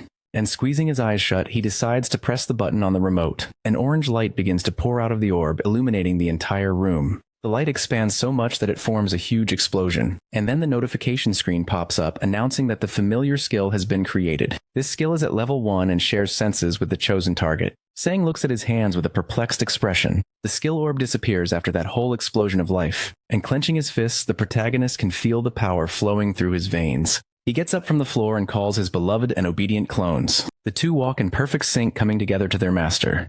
They're already dressed for the mission, wearing the armor he bought earlier. Sang looks at the 2 of them with an encouraging gaze and tells them to begin. Before this, when the protagonist was chatting with his agent, he asked what he thought about the hunt's results. He said the outcome was wonderful, and that he never would have expected such a result. Sang explains that the clones only have half of his stats, but one of them managed to catch over 300 rabbits. And even when he ordered the clone to take a punch for him, it stepped in front without any fear. It takes a lot of determination not to be afraid of taking a fist to the face, and Sang believes it would also be fully capable of beating up that thug if it wanted to. Junmo understands that the boy is saying that even with lower stats, they have better control of their bodies. He confirms this and says he's going to use it to his advantage. The agent asks how he plans to do that, and he explains that first he needs 2 places. Training grounds so he can practice his long-range and short-range skills. They arrive at one of these training grounds, and a burly instructor appears to greet them. And they also go to another shooting range to practice their aim by shooting at clay pigeons. The protagonist decides he's going to push the clones' training to the absolute limit so they can surpass their boundaries. Both the muscle-bound instructor at the physical training ground and the elderly men at the shooting range are impressed by the clone's attitude. At the physical training ground, the clone wants to have a duel, and the teacher is worried about it. And at the shooting range, instead of using a shotgun as is customary, the other clone wants a pistol. Both clones have the same determined and courageous look in their eyes, and they say they're sure. At the physical training ground, the clone grabs his batons and tells his opponent to get ready. And at the shooting range, the clone picks up a real pistol, not a practice one. The shooting instructor is very wary of the situation, and holding a device, he tells them to begin. Meanwhile, at the physical training ground, the instructor sent the craziest guy to fight against the clone. The two begin their challenges. The crazy man lunges forward and the clay pigeon flies into the sky. With a super fast move, the clone manages to snatch one of the crazy opponent's batons, and the other clone manages to hit the flying pigeon with a single pistol shot. The burly instructor's jaw is on the floor, unable to believe what he's seeing. Meanwhile, the shooting instructor looks like he's just seen a ghost. The physical training clone is still in a fighting stance, holding his baton attentively. And the shooter clone holds his gun, which is still smoking from the shot. We return to Sang and Junmo's conversation, and he explains that this is why he needs the familiar skill. The agent is surprised by this well-thought-out explanation. He still doesn't understand why the boy wants to share his vision with the clone, but Sang explains it's not just for his vision. Sang explains that it's important to remember that the other senses will also be connected. Imagine if he uses his skill while the clones are practicing shooting or fighting. At that moment, the boy closes his eyes and tries to concentrate as hard as he can, and then he activates his familiar skill. The aura around the boy turns neon blue, and you can even see a simmering energy. It's like a big bang in his senses, and he begins to experience many sensations. He can see his clone who is fighting with the baton, and he can also see the wild opponent approaching with full force. The protagonist can see the fight from a distance as it happens in real time. He can control the angle of his joints and his body's balance to dodge attacks. And with that, the clone manages to avoid the blow with ninja-like reflexes. The movement of muscles and the flow of force are also controlled by Sang. In addition, he also controls the breathing during the preparation for the shot. This makes his clone's aim and dexterity infinitely better. The aim and the direction of vision are also strategically modified. The clay pigeon seems to move in slow motion, making it much easier to hit, and Sang can do all of this for every single one of his clone's movements in their entirety. He is still with his eyes closed, concentrating on every move. Now he slowly opens his eyes, returning to his reality, and with a determined smile, he knows that now he can have them all. As he uses the familiar skill, the aura around him forms a blue flame. Convinced it was a fantastic deal, he looks at his hand, proud of his skill. The experiences he just had were magnificent, like the rush of air as the opponent's staff passed by his face, or the smell of gunpowder and the kickback from the gun he fired. And he can even feel the fatigue his clones must be feeling. But he didn't move at all. He just shared their senses, and he got to experience the movements of his clones, who have bodies identical to his own. So it's as if he could imitate any of those movements right now. A status screen suddenly pops up, notifying him that his strength and cooldown time have increased. He decides to reconnect with number one and see who he's fighting. And again, he closes his eyes and starts to concentrate to activate the skill. Sang once again unleashes his flaming blue aura, releasing his power. We can see several punching bags around the place. He has just transported himself to the gym. Number one is in a battle stance, holding his staffs and looking at his opponent. This opponent also uses two staffs. It's that man in the kimono who looks like one of the strongest fighters. Sang can see that this opponent might be quite a challenge. The other students in the dojo are shocked to see that the trainer is going to fight personally. Both opponents prepare to start the fight. Number one starts the battle with a precise strike that immediately knocks one of the trainer's weapons away. The blow is extremely powerful, knocking the muscular trainer off balance. And in his thoughts, the big guy believes he lacks experience with staffs in his attacks. But his defense is different. It seems like he's able to predict every attack. This worries the trainer, and he begins to focus more. The veins on his face bulge. And with that, he manages to land a direct hit on the clone's staff. This makes the clone feel the impact, and his arms tremble slightly. He raises his arm with phenomenal strength that even startles the instructor. The two opponents bring their faces close in a sinister stare down. The instructor is amazed by the force of the attack and by his ability to copy his move in an instant. Things are looking bad for the big guy, who starts to worry about his chances of winning the challenge. So he unleashes a last resort move with his arms, but the clone manages to dodge. The crowd goes wild, unable to believe he managed to dodge it, and taking advantage of the instructor's open guard, he makes his move. He manages to land the blow, which hits the staff but also affects the man's shoulder. Shocked, the instructor feels the impact of the attack as if smoke were rising from his staff. He realizes he's also been cornered. The wall is right behind him. Seeing he has the advantage, number one already prepares his next attack. But the instructor hasn't shown all the tricks up his sleeve yet. And using the wall for support, he manages to do a flip and dodge the blow from above. This move greatly impresses Sang, whose eyes go wide. The brawny man lands from his jump right behind the protagonist's clone. With his eyes glazed over and ultra-focused on his movements, he's still ready. The students there are proud of their trainer, but they know it was a close call. Meanwhile, poor Sang feels the result of his last attack, an excruciating pain in his wrist. As he gets up, the trainer says that last blow was very dangerous. He asks number one if he still wants to continue. Through his thoughts, Sang asks his clone if he's okay, and the copy lowers his head, his face hidden by his cap. In an extraordinary leap, he performs the exact same move as the trainer using the wall for momentum. This leaves the other students present completely speechless, and the trainer too, who doesn't even know where to look. Sang speaks with his clone again through his thoughts, asking if he's going to continue. Number one finishes his jump exactly as the trainer did with a successful landing, and holding his staff close to his face, he politely asks to go again. Smiling, the trainer accepts the challenge, preparing his staffs. Sang has seen enough there and decides to switch to number 2. A blue aura forms around the clone, activating the skill. The target was shattered in midair, turning into tiny fragments. A blonde, well-dressed man laughs and asks if his darling saw that. A woman with long black hair claps and says she did, calling him dear. Sang prefers to stay quiet so as not to offend anyone, but he finds the whole scene pretty cringy. He realizes number 2 is so zoned in that he's even shooting at the targets of the people next to him. He decides to let it go and just focus on the shot. The well-dressed man asks for more targets. Now it's number 2's turn, and he gets into position at the shooting range. Sang makes sure his upper body is stable and readies his aim. He knows he needs to keep his body still and just pivot, following the target's trajectory. And then, when the sight and the supposed trajectory line up, he'll prepare to pull the trigger. And just like that, the clay pigeon shatters into pieces. Another point for our skilled marksman. The gun releases a puff of smoke after the shot. Number 2 is still observing the result of his skillful shot. Sang tells him to always remember every single detail. With a determined and ready gaze, shooter number 2 is on fire. The sky is already turning orange as the sun begins to set. Sang is focused, his flaming blue aura indicating that he's using his familiar skill. He opens his eyes with a serious, unfriendly expression. The boy is completely drained as switching between number 1 and number 2 is taking a huge toll on him.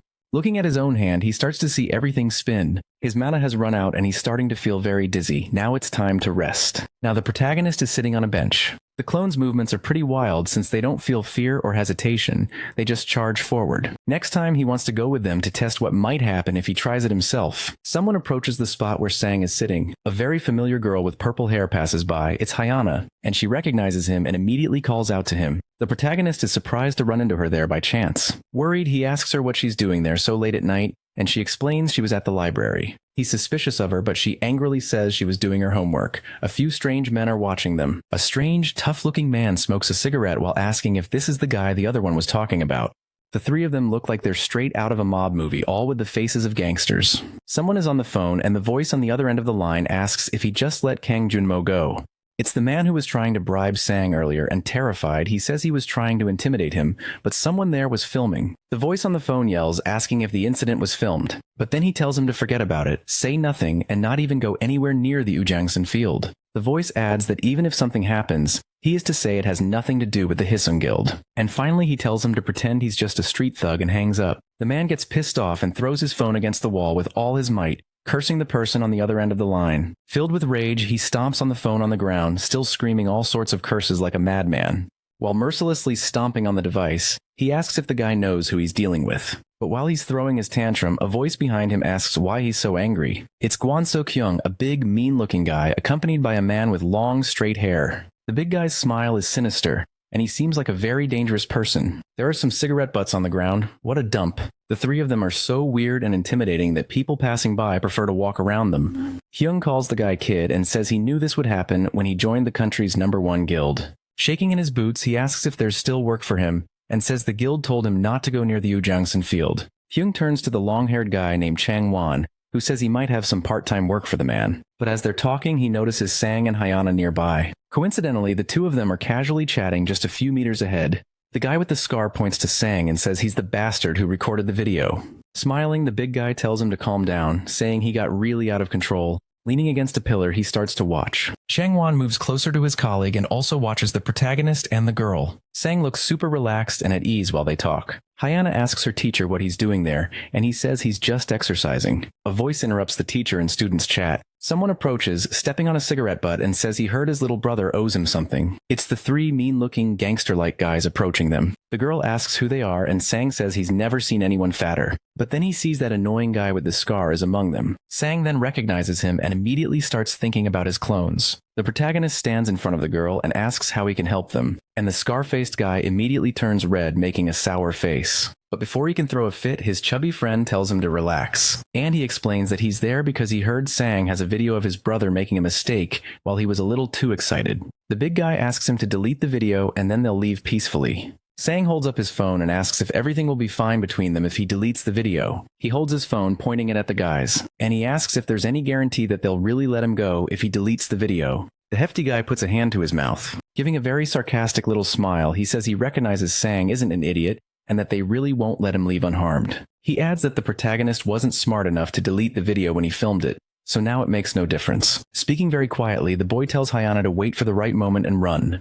And he retorts to the guys saying that, of course, there's a difference. The boy is scared and didn't imagine he'd get into such a difficult situation so soon, but he gets into a fighting stance and says the difference is that he's going to beat the crap out of all three of them. Hyung laughs and admires the young man's confidence as Changwon runs towards him, and the big oaf orders his goons to give Sang a little pat. The protagonist manages to dodge the first blow, but it's 2 against 1 and it won't be easy. And the long-haired guy manages to land a blow right on the poor boy's head. Meanwhile, the other guy lands a solid kick on him. Feeling the impact of the blows, our protagonist is in serious trouble. Before he can recover, another punch hits his chin hard. Extremely worried, Hyana yells for her teacher, unable to help him. The boy falls to the ground after being hit by so many attacks. He's badly hurt and realizes things aren't going so well in his first fight. The brave girl stands in front of him, and at her fingertips, a light begins to charge up. The light takes the shape of a ball in her hand, and she yells for the 3 of them to stay back. Getting up with difficulty, Sang looks at his student who is trying to defend him, but then he watches more closely and notices something that worries him. The young lady is trying, but she's trembling a lot. The 2 gangsters realize she's an awakened and aren't too happy about it. The huge guy shoves the other 2 aside and asks if they're scared of a little high school girl. And he confronts the girl, asking what will happen if they don't back off. The big guy shows no mercy and gets closer to her, intimidating her. But before he can get any closer, the girl shouts for him to stay away and unleashes her energy. The man's large, blubbery body is approaching her. The girl starts shaking in her boots, gritting her teeth with worry. And in a somewhat clumsy way, she unleashes a strike with her hand. The strike flies towards the big guy's swollen belly and hits him. This impact creates an explosion that echoes through the area, kicking up a lot of dust and smoke. The other 2 gangsters are worried about Hyung and shout his name. The smoke begins to clear after a moment. Hyung is still in one piece and says that first of all, the awakened are extremely common, and she shouldn't brag about it. The only damage the huge guy suffered was to his clothes, which are now torn and reveal sinister tattoos. He raises his huge arm, preparing a slap, and tells Hyana to grow up. But just as the attack is about to hit her, Sang jumps in front of her. With hatred in his eyes, he tells the big guy that the fight between them isn't over yet. And with all his strength, he lands a punch right in Hyung's face. Since his guard is down, his arms fly back, revealing an awakened bracelet. Hyung notices this and is surprised by this information. Our protagonist is giving it his all in this unfair 3-on-1 battle. Hyung feels the effects of that solid punch to the face and groans in pain. Sang stays on guard, and the big guy is furious about what just happened. He thinks he needs to recall the memories of clone number 1, and what the clone saw wasn't the opponent's staff. The boy needs to look at the enemy's shoulder and move in advance to dodge the attacks. He knows an attack isn't just about swinging your arms around wildly. It's something that changes the body's structure, engaging muscles from the legs to the waist, and from the waist to the arms in a complex motion by being more calculating and observant. Sang manages to land another effective blow on his opponent, but he sees he won't be able to dodge the next punch and that Hyung is going to hit him. So instead of trying to dodge, he lands a double punch right in the guy's stomach. Sang is tired and out of breath, but his opponent is in much worse shape, writhing in pain. The protagonist's face is a bit swollen from the hits he took earlier. Wiping his thumb across his disgusting greasy lips, Hyung says the kid knows how to fight. And now, with his eyes glowing red, he says he was hesitant to hit someone who doesn't even know how to throw a punch. Sang is still feeling the pain from the last attack, but he holds his ground. He realizes he managed to hit him last time, but the guy is really strong. He wonders if he has some kind of strength-enhancing skill. Knowing this, he thinks it's best not to let him land a single hit. The big guy charges forward with an evil smile on his face. Sang uses his agility and quick thinking to punch him before he can get close enough. The punch landed square on the big guy's face. With a swollen and bruised face, Hyung isn't happy about this and curses at the protagonist. He then swings his arms toward the boy, trying to hit him no matter what. Sang manages to jump out of the way and hits him again. He knows he needs to land a powerful blow to cause significant damage. As soon as he lands, the large man prepares to punch him again. But Sang doesn't miss a beat and punches the big guy's large face once more. Changwon is nearby, still crouched on the ground, watching everything and cheering for his partner. The protagonist is so concentrated he can't see anything else. He's 100% focused on the battle. Absolutely furious, Hyung can't stand taking more punches to the face. Starts drooling with rage. His body begins to turn redder and his tattoos seem to stand out even more. The arm he's preparing to punch with seems to have grown in size and he's about to strike Sang. Our boy knows this next blow will be extremely powerful and he has to dodge it. But to his surprise, a treacherous hand grabs his foot as he prepares to move. He looks down and sees it's Changwon, cowardly holding his foot so he can't dodge. Now the boy is in a tough spot. He won't be able to jump or get his body completely out of the way. And the giant unloads all his rage in a tremendous punch right into Sang's stomach. He suffers immensely from this attack as if a rhinoceros had gored him in the gut.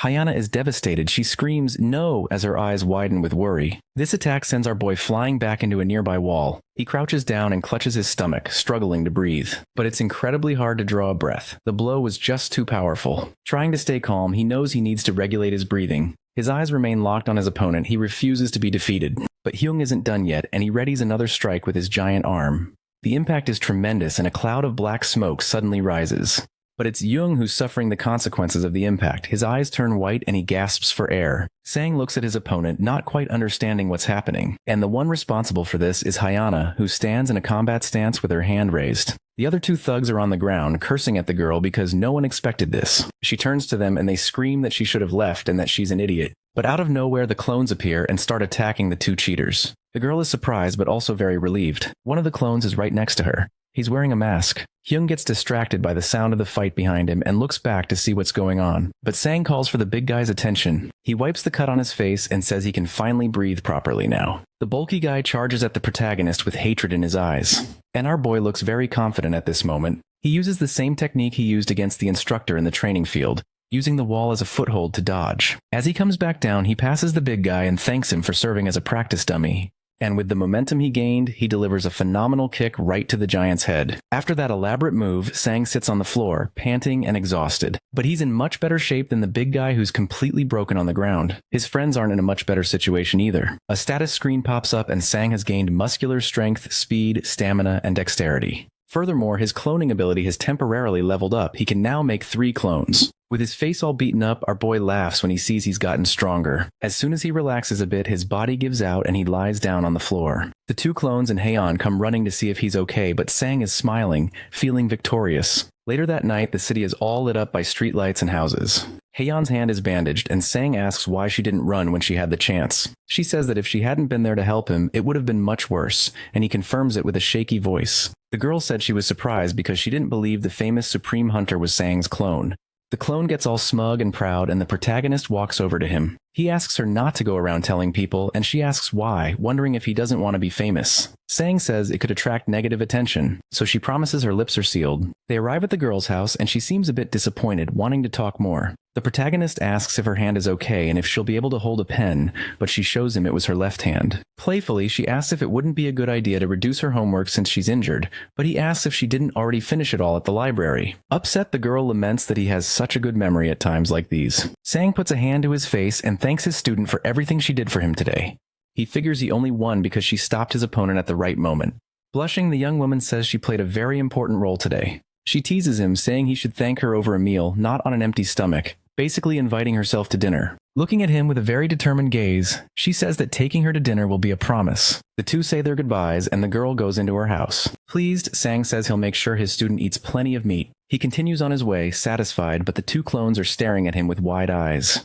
The protagonist feels watched and gets a little uncomfortable. He tells them to stop slacking off and get back to work, but they explain it's already late and the training grounds are closed. So the boy crouches down and picks up a stick, giving them a cute smile. He hands the sticks to his clones and says they can train in the park in the meantime. 1 month later, we're on the street where Agent Junmo works. He's on the phone with Sang asking how the plan is going. The boy replies that it was a success. The protagonist is with his clones and says that he can now hit a target with a pistol and can also create a 3rd clone. Junmo asks if this means he can learn things even faster. And looking at his status screen, we can see just how much he's evolved in that time.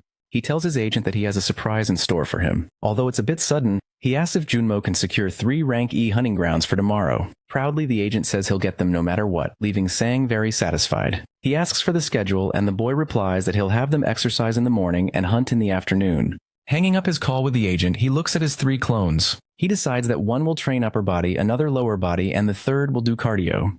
He tells them to head out to the park and to make sure they're back by 12 o'clock. The 3 bumbling clones almost take their weapons out for a stroll, and he yells for them to leave them at home. Meanwhile, Sang analyzes a monster hunting plan on his computer. He reflects that the clones have learned very well and they can copy and recreate almost anything. So if he studies the monster's characteristics and how to hunt them, it'll be incredibly easy for Our protagonist then starts dedicating himself to watching various online tutorials on how to fight the monsters. The videos even explain which weapons to use and how to achieve greater success. The next day, we're back at our cloning hero's house. The clones are returning, just as their master had asked. With huge dark circles under his eyes, the boy had stayed up all night and didn't even realize it was already noon. While he's dying of exhaustion, his clones are full of energy. He tells them to shower and go eat. As the clones take off their armor, he thinks about the various monsters he has already researched. He decides to analyze each one's hunting progress and learn about mana during the break. Sang gets a message from his agent who says he'll be at his house in 10 minutes. The clones are stuffing their faces when he tells them they need to get ready after they finish eating.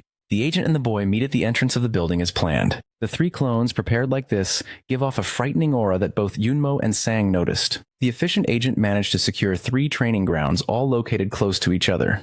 Our protagonist thanks him and asks him to look after the clones because this time he isn't going. He decides to participate using his familiar skill and is going to train his mana breathing technique. The car starts and they are ready to begin the mission. Sang puts his hands on his hips, ready to start doing his part. The boy puts on some background music with instructions to help him concentrate better. He breathes slowly, performing all his movements with great caution. Sitting in a cross-legged position, a blue aura surrounds him and he is completely focused. The instructions say it's good to remember what he feels when he uses his skill, and he starts to focus on that. He remembers that when he used the familiar skill, it felt as if energy was leaving his body. With his eyes closed, he breathes and feels the energy circulating through his body. His breathing is completely controlled, following the voice from the audio instructions. Then he starts to feel something different in his chest. It's as if all the energy is concentrated in the center of his body, flowing slowly. His body is like a universe filled with infinite constellations of power. Abruptly, he opens his eyes, feeling this entire sensation, and then a status window pops up. He has received the meditation skill, which increases mana recovery. Meanwhile, in a hunting ground, a wounded man is crawling on the floor, surrounded by several dead monsters.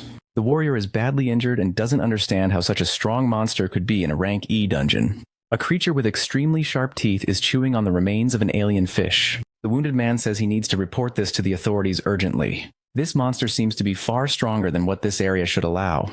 In desperation, the man looks at the reflection on his bracelet and he realizes there's a monster's shadow right behind him.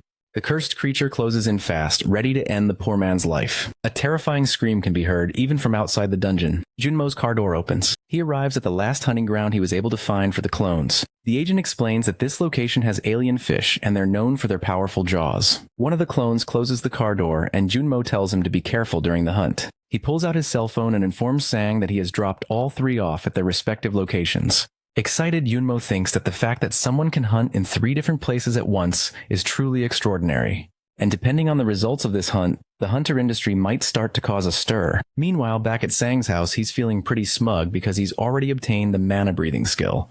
But he soon makes a sad puppy face when he discovers that mana breathing and meditation are different skills. Scratching the back of his neck, he figures it's harder to get the mana breathing skill. And then he grabs his phone and sees the agent's message, letting him know the clones have arrived. Focusing, he decides to use his familiar skill to see how the clones are doing. We see a giant rat get hit right in its huge teeth. The sight startles our protagonist, who can't help but let out a scream.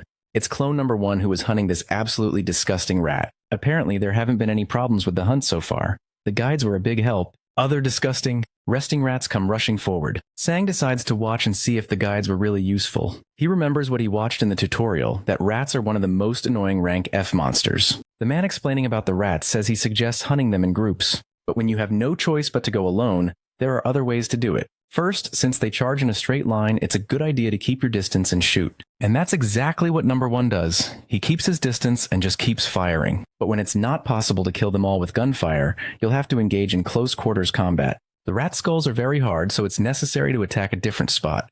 The best choice is to aim for their spine, and the clone does exactly that. And the rat is hit dead on, getting eliminated instantly. But just like regular rats, they are very good at reproducing, so their numbers are huge. The instructor adjusts his glasses and says that if you've studied properly, they're nothing more than experience points. But a guy in the video yells that it's not easy to aim for a moving spine. However, the clone is focused and ready for any challenge. Bullet casings fly through the air as he keeps firing at his targets. His shots hit the creature's spines dead on, and they are eliminated without much trouble. In a hunting ground with several sand dunes, the clone is on the move. One of the sand dunes moves abruptly, almost like an earthquake. A huge scorpion appears. The clones possess the same techniques as their master, but they feel no surprise or fear. They hunt without considering their opponent's level, and without being intimidated by the difference in strength. The clone emerges victorious against the scorpion, firmly gripping its weapon, and Sang gets to experience the hunt using his familiar skill. Countless status windows pop up endlessly with all the copy's victories. In another field, the other clone is hunting alien fish. As the same stats increase, the clones also grow stronger. Determined, the protagonist sets a goal for the day to clear out the F-class monster fields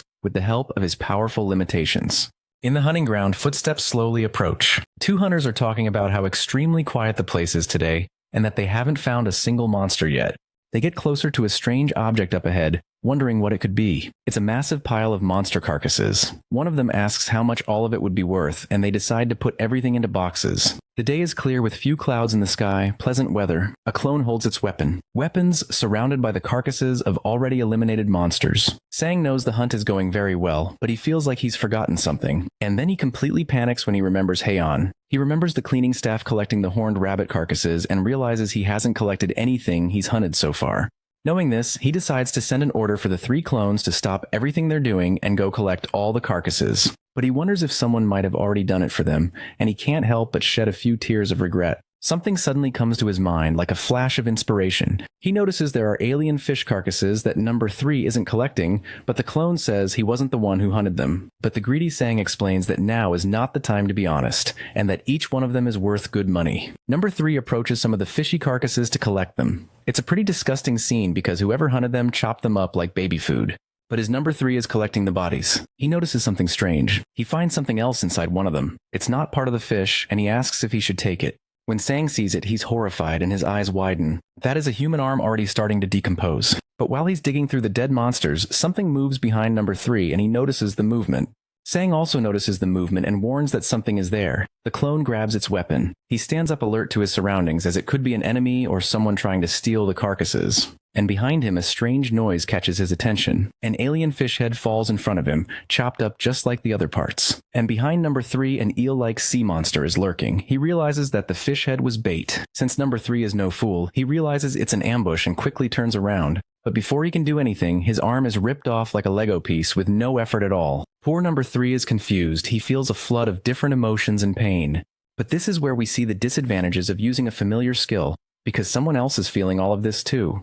Sang screams as if the world is ending. He feels an excruciating pain in his arm, as if he had just lost it himself. And then the familiar skill disconnects. He wakes up as if from a terrible nightmare. Scared and trembling, the boy looks at his arm to make sure it's still there. He still has his arm and can still move it normally, thankfully. That experience was so horrible and traumatic for our protagonist that he can't move. He's just huddled in a corner of his house. A little calmer now, he realizes the skill's connection was severed unintentionally because of the pain, but he knows this is no time for reflection. He grabs his phone and quickly starts calling his agent. Junmo answers the phone promptly, and the protagonist asks which field number 3 went to hunt in. The agent notices that Sang's voice doesn't sound right and tells him it was the sewage treatment plant in Incheon. Desperate, he asks Junmo to take number 1 and number 2 there right now. He says he's on his way too and will explain everything when he arrives. And to briefly summarize the whole explanation, he says there's a really big problem. Poor number 3 is completely wrecked, missing an arm, and with other injuries all over his body. This monster he's fighting isn't just a sea monster, but a humanoid creature that can hold a sword. Our poor number 3 can't take it anymore. The beating was too violent and he ends up losing consciousness. And he falls before that marine aberration, which watches with a sinister, expressionless face. Sang slams the car door shut in a hurry. He took a taxi to get to the hunting ground as fast as he could. Scared, he's sweating as if he'd just run a marathon and is out of breath. The place is huge, filled with gigantic sewage treatment machines. Our protagonist realizes he's been disconnected from his clone number 3, and unfortunately, he still has to wait a long time before he can use the skill again. The guards at the site ask him to show his ID bracelet. He does and passes through the blockade. To the boy's relief, the agent is already there. They meet up. He also managed to bring clones number 1 and number 2. Sang then explains that number 3 has disappeared, and before that, he saw a very strong monster there that wasn't an alien fish. The monster had the head of a fish, but the arms and legs of another monster. Junmo's eyes widen at this description, very concerned. He explains that they'll need to alert the authorities and temporarily close the area because that monster is known as the Fishman. And it's a D rank. Even a full party of E-class hunters would be no match for this atrocity. Sang asks him to alert the guards to prevent other hunters from entering, but not right now. He orders him to do it only after his clones have gone through the portal, which leaves Junmo perplexed. Scratching the back of his neck, Sang says they can't just sit around and wait for the creature to die. Smiling with a confident look, he asks his agent to trust him, just as much as he trusts his clones. But Junmo is very worried about this. The protagonist then closes his eyes and concentrates, activating the familiar skill. The skill reaches his remaining clones number 1 and number 2. They are inside the hunting ground in a dense forest, walking carefully. Sang orders them to go to the location where number 3 disappeared first. The 2 clones are very well prepared and focused, ready for battle. They manage to communicate through gestures and signals to avoid making any noise.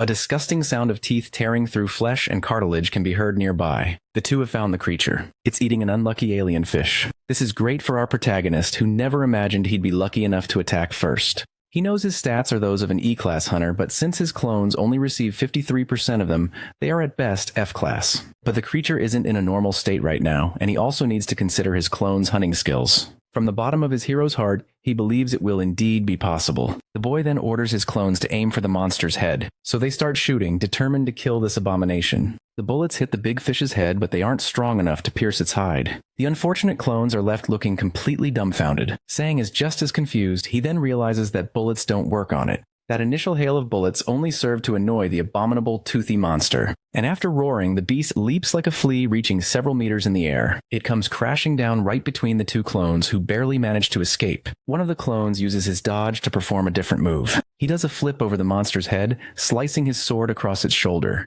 and manages to open a small wound on the big fish's skin. Sang is shocked. The sword only made a tiny little scratch, and the monster doesn't let it slide. It turns towards the clone, preparing an attack. The attack hits a tree as the clone was fast enough to dodge. Just barely. Since the beast is so large, it's difficult for it to swing its sword among so many trees. Meanwhile, the other clone keeps shooting. The monster's sword gets stuck in the tree. That's how powerful the attack was. But the fish monster uses a bit more strength and shatters the tree without much trouble. Sang warns his clones to forget what he said. The beast can definitely use its sword in this terrain. The tree trunk crashes to the ground, making a huge noise. This monster seems to be more challenging than our protagonist had imagined. But his clones feel no fear or worry. They charge forward with all their courage. They manage to hit the monster on the arm, but it has no effect. Sang is watching everything and realizes that these attacks aren't working. The huge monster clenches its jaw, gathering all its strength into its arm, ready to throw a punch. And the punch hits one of the clones. The protagonist is worried, wondering how they'll ever defeat this thing with such ineffective attacks. But then he starts to remember that the bullets did have some effect. One bullet ricocheted, but the other one caused some damage, even if it was small. He gets the idea to aim for the exact wound it caused and try shooting there again. With his skill, he manages to hit the exact spot and the monster feels it. Sang realizes it was a brilliant idea, and so now he knows the plan: fill the big fish with bullets. Despite being wounded, the beast is still standing strong and charges at them with a punt. Both of them manage to dodge by jumping, and they continue to unload their ammo on the monster. It starts to look like Swiss cheese, full of little holes, and begins to scream, showing that the attacks are effective. The big fish then grips its sword even tighter, and a flame erupts along its entire blade, turning it into a sort of fire. The monster's eyes are red and filled with hatred. It's enraged, and so it prepares an attack towards the clone with its flaming sword. The clone manages to block the sword strike with his arm, but that attack was incredibly strong and he felt the full impact. Suddenly, the beast became much stronger. It starts swinging its sword from side to side, trying to hit the clones like someone swatting at flies. Sang wonders if the sword is the reason it got stronger, that it's reacting to its body. The protagonist believes this means the monster is badly wounded and has temporarily powered up. Meanwhile, the fearless clone strikes at the monster's chest, causing a wound. But the fish monster doesn't back down and charges the clone with everything it has, and it manages to hit him with a sword strike right in the middle of his stomach. Sang is shocked by this, and he also ends up experiencing that horrible pain himself. The clone grabs the hand that drove the sword into his stomach, holding it tightly. With a trembling voice, Sang says he knew this wouldn't end well, but it's necessary. And the clone grabs a dagger. And with that dagger, he prepares a strike with all his might, screaming at the top of his lungs as he lunges forward. He stabs the huge monster's chest several times in 3 different places, taking advantage of his proximity to the beast. But the beast decides to return the favor and prepares an attack with its claws. But the clone is at his peak of strength and determination, and manages to deflect the attack with his arm. And fueled by that flame of determination, he continues his assault. The big fish is no longer at an advantage and looks for a way to get away from the clone. With its gigantic foot, it prepares its next move, raising it towards the boy, and it lands the kick square on, pushing the clone away from its body. Wounded, the boy clutches the injury in his stomach, trying to endure a little longer. But the monster isn't finished yet and charges again with its flaming sword. However, the other clone throws himself in front of the attack in a heroic display of teamwork. And before the big fish could land its deadly attack, he lunges at the villain with his dagger. The moment is tense, and the distance between the fighters is dangerously short. Many blows are about to be exchanged. But the clones, in an agile and clever move, manage to strike the big fish's body at the same time. That blow was enough to make the monstrous amphibian feel the full force of their teamwork. And with its huge body badly wounded and more riddled with holes than Swiss cheese, the enemy is no longer so vigorous. It falls to its knees, making a loud thud since its body is so heavy. and finally it collapses completely, face first on the ground, defeated on the battlefield. The clones are tremendously injured but victorious. They are so exhausted they can't take another step. One of them collapses, lying on the ground. The one on the ground looks at his weapon. The bullets are gone. It was enough for today's hunt. They're so exhausted that Sang feels like he's going to die. Meanwhile, the clone notices something. Footprints have formed on the ground, made from all the red liquid that was splattered everywhere. The clone's eyes go wide as if he's just seen the most terrifying ghost of his life. Apparently, that abomination isn't dead. Sang orders number 2 to follow those tracks. But he realizes the tracks are heading in one direction towards the portal's entrance. Now, outside the hunting ground, a guard informs a hunter that a monster has appeared, so he won't be able to enter. The man complains that he wasted time choosing his team, but the guard insists that it's impossible for them to participate. Junmo watches the scene and thinks that Sang needs to hurry up. Then he hears a strange noise coming from nearby. The local guards realize something strange happened at the portal and called to gather the forces and inform the chief. The monster Sang was fighting appears, heading quickly towards the portal. It's full of fury and has no patience for small talk. It prepares an attack aimed at the guards. The security guards try to shoot to stop the thing from getting closer to the portal.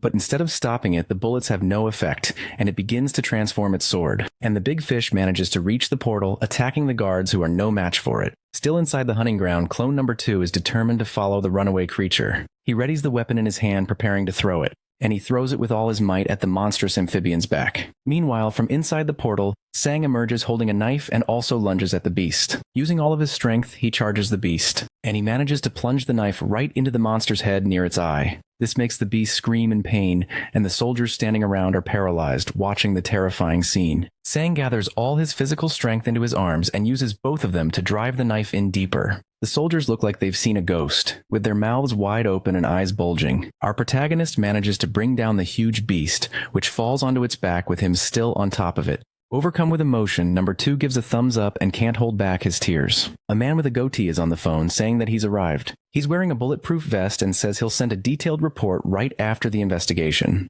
Slowly approaching a crowd, he notices something unusual. That D-rank monster is on the ground, unconscious, and its body is badly wounded. The man who just arrived recognizes this monster as the Fishman. One of the soldiers asks the man if he's from the association, and he confirms it, asking what happened there. Still a bit shaken, the soldier explains that a hunter who was inside the portal before the lockdown hunted this monster. The confused man asks if there was a D-rank hunter there, but the soldier just says that it was a hunter who defeated the beast. Frowning, the man asks what happened. They're investigating further, but as far as they know, it was an F-rank hunter along with his clones who killed the monster. The man's expression doesn't show it, but he's surprised that an F-rank hunter could defeat a D-rank monster. And all the attacks were focused on a single wound. He did it to cause damage without any special weapons. While Sang talks with his agent, the man is still wondering if it's possible to hit a moving monster with such precision. The mysterious man glares at the protagonist and his agent with an unfriendly look, and he decides to first check if there are any other D-rank monsters left in the portal.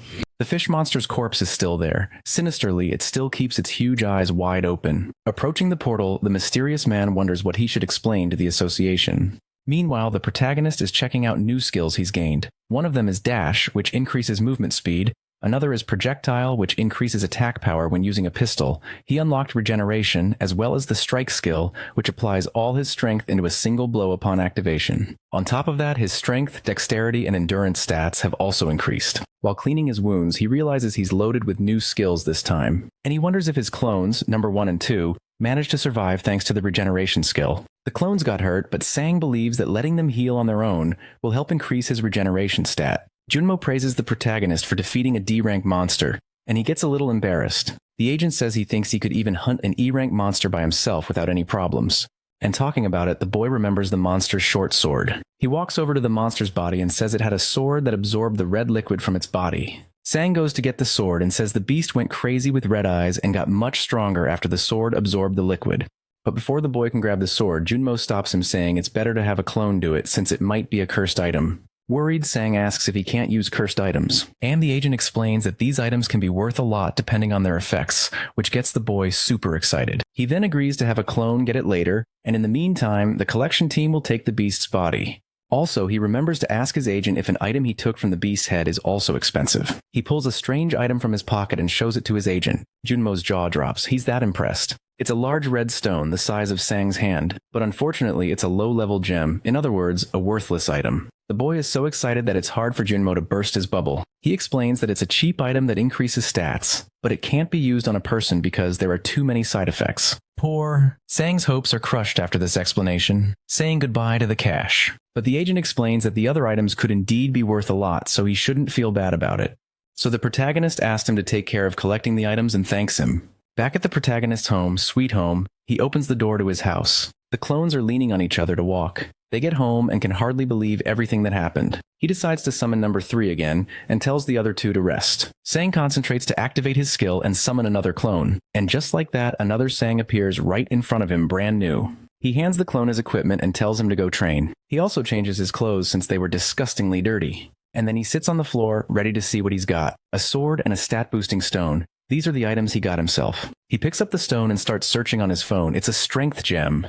Just as his agent explained, it can't be used by a person, and if used by a summoned entity, it turns into a monster. Even though it increases the strength stat by 0.05, this side effect bothers our boy. He knows that normally injuries and other stats on the clones don't affect him, but he knows there's a chance that the one who turns into a monster might not be one of them. And in his imagination, he pictures the scene, he has an alligator head, and is calling for his agent. The agent gets so scared he shoots him right in the head. Total chaos. So he puts the stone back on the floor and decides not to use it for now. He turns his attention back to the new sword he got, but he remembers what his agent instructed him. Have a clone touch it first in case it's cursed. Since it's in a box, it wasn't a problem to bring it, but he'd like to use it once before selling it. So he orders number 2, who's in the best shape among the clones, to pick up the sword. Obeying his master, the clone approaches the box where the sword is and extends his arm. Then he picks it up and raises it high. Sang watches impressed. Number 2 is still holding the sword and he hasn't exploded or turned into a frog, but he says he can hear a voice. Sang asks if it's coming from the sword. So to hear exactly what his clone hears, he activates the familiar skill. It's a hideous voice, like a machine gun rattling off orders, demanding death in red liquid. The voice was so loud and jarring that the familiar skill deactivated. The boy's ears are aching. Even though it's really loud, the voice doesn't affect the clone. Sang wonders if it would affect him if he held the sword. He then decides they will use it for now and the clone agrees. Suddenly a status window pops up saying that regeneration has been increased. The protagonist looks at his resting clones and realizes this is helping the regeneration skill. But he's worried because he'd have to take them hunting and they're completely worn out. So he orders them to meditate today to unlock mana breathing. The boy closes his eyes and begins to concentrate to start meditating, and he decides that tomorrow he will go to campus. The next day we see the campus of the college Sang attends. Several students are walking around peacefully, just living their lives. Back to the study routine, the boy thinks the vacation went by way too fast. He looks at his status screen and wonders if it went by so fast because he was busy leveling up. In the meantime, he boosted his stats a ton with the help of his clones, who never rest. He continues on his way through the college hallways, lost in thought. Now he realizes he's a lonely nerd since no one has even come to talk to him. But when he gets to the classroom, something catches his eye. His friend Kim Jong-do is sitting at a desk waiting patiently. They both say at the same time that they're surprised to be in the same class. Kim explains that he signed up for this course because he heard the professor is an easy grader. He gets closer and asks if Sang is still working out while a girl watches them. She and another girl whisper in surprise, asking if that's really Sang since he used to be pretty chubby. All the girls in the room start gossiping about the protagonist, even considering asking him out on a date. Kim chuckles, saying he's popular now. The boy understands that's why no one had greeted him yet. Pointing to his own face, he asks his friend if he's changed that much. And the big guy says he thinks that if Sang met his own parents, they wouldn't recognize him. He's stunned and says he was actually planning to go home. Kim adds that he almost didn't recognize him on the street. The big guy suggests they go for drinks after class and call some people, but Sang says he already has plans. This makes the big guy squeal like a little girl. He's so shocked. Our protagonist explains that he's already made a promise, so he can't go out with him. Shouting loud enough to make the evening news, Kim asks if he has plans with a girl, and everyone in the room is staring at their conversation. His friends Chan Woo and Zhang Xiang are in the same class as him too. Kim is still yelling that he'll always remember this day, even with the professor already in the room. At the World Hunter Association, also known as the WHA, a prophecy of disaster was delivered by the Oracle. President Michael Harris requested more details. He was informed that a portal was expected to open through which hundreds of monsters would invade. When Harris asked about the specific location and date, he was told that the invasion would involve A-rank monsters and was predicted to take place in South Korea. Elsewhere, a man in a suit identified as Park Wante, the owner of the third-ranked guild, arrived for a meeting. He was immediately headbutted by a woman named Mio, who was a guildmaster. Mio told Park Want that he had grown his mustache to flirt with her and that she found it appealing. Afterward, the two of them entered the meeting room. Inside the room was a member of the Heisen Guild, the same man who had previously mocked Sang. He provoked another guild member about a recent expedition to Odin's Tower. The Heisen Guild member asked if the man's team had failed to return or if their results were simply inadequate. A white-haired man tried to de-escalate the situation, stating that it was not the place for such remarks. The provoked man became very angry, but their confrontation was interrupted when an elderly man entered the room. The elderly man was the leader of the Korean Hunter Association. Upon his entrance, everyone took their seats. He thanked them for attending and warned them of the impending disaster. When asked about the timing, he explained that they had no specific details, only that it would involve A-rank monsters and a curse somewhere in Korea. One guild member slammed his fist on the table, demanding to know how they could protect an entire country. The association leader calmly replied that the purpose of the meeting was to determine a plan. The attendees expressed concern, noting that there were barely enough hunters for routine work, much less for guarding the entire country. One man raised his hand and proposed a plan. He suggested that each guild form a group to guard a specific region. If an incident occurred, all groups would converge on that location without exception.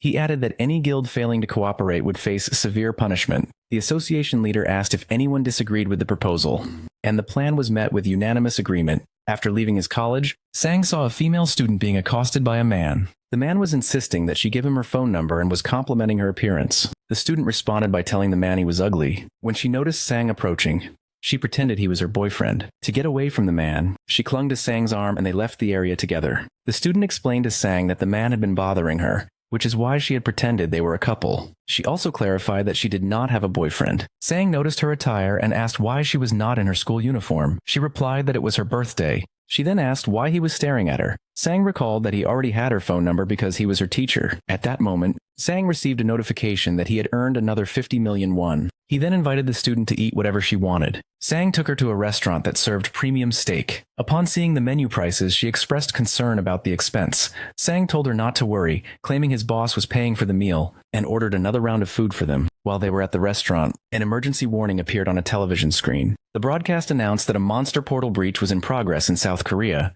specifying that their region was affected. Elsewhere, his college friends were disappointed that he had missed their party, speculating that he was out with a girl. Shortly after, they saw Sang, who appeared to be in a very good mood. At that moment, everyone received a disaster alert on their phones. Sang encountered his friends, who questioned his presence, and accused him of skipping their get-together to be with his girlfriend. The young woman with Sang became visibly flustered by the accusation. Sang clarified that she was not his girlfriend, but his student, explaining that he had bought her a meal as thanks for her earlier help. He then introduced everyone to each other. One of his friends, Daladol, gave the student a gift of meat, telling her to share it with her parents. She thanked him for the gesture. Sang's other friends observed the interaction, impressed by his comfortable demeanor. The student seemed surprised that their time together was over.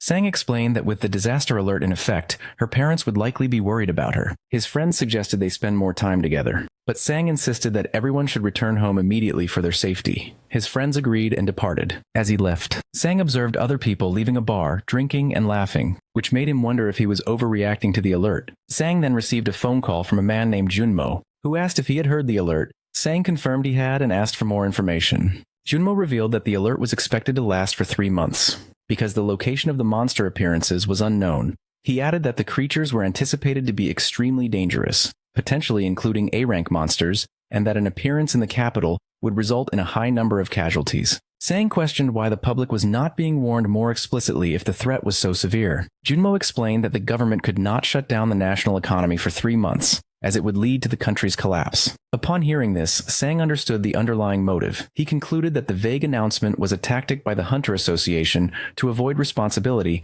allowing them to claim they had issued a warning if a tragedy occurred. Junmo advised Sang to go to a shelter as the hunting fields were temporarily closed. After the call, Sang checked on the status of his clones. Clone 1 reported that it was fine, while Clone 2 responded that it was heavily damaged but not destroyed. Noticing that his skill's cooldown had finished, Sang chose to resummon number 1. He dismissed the existing clone and summoned a new one to replace it.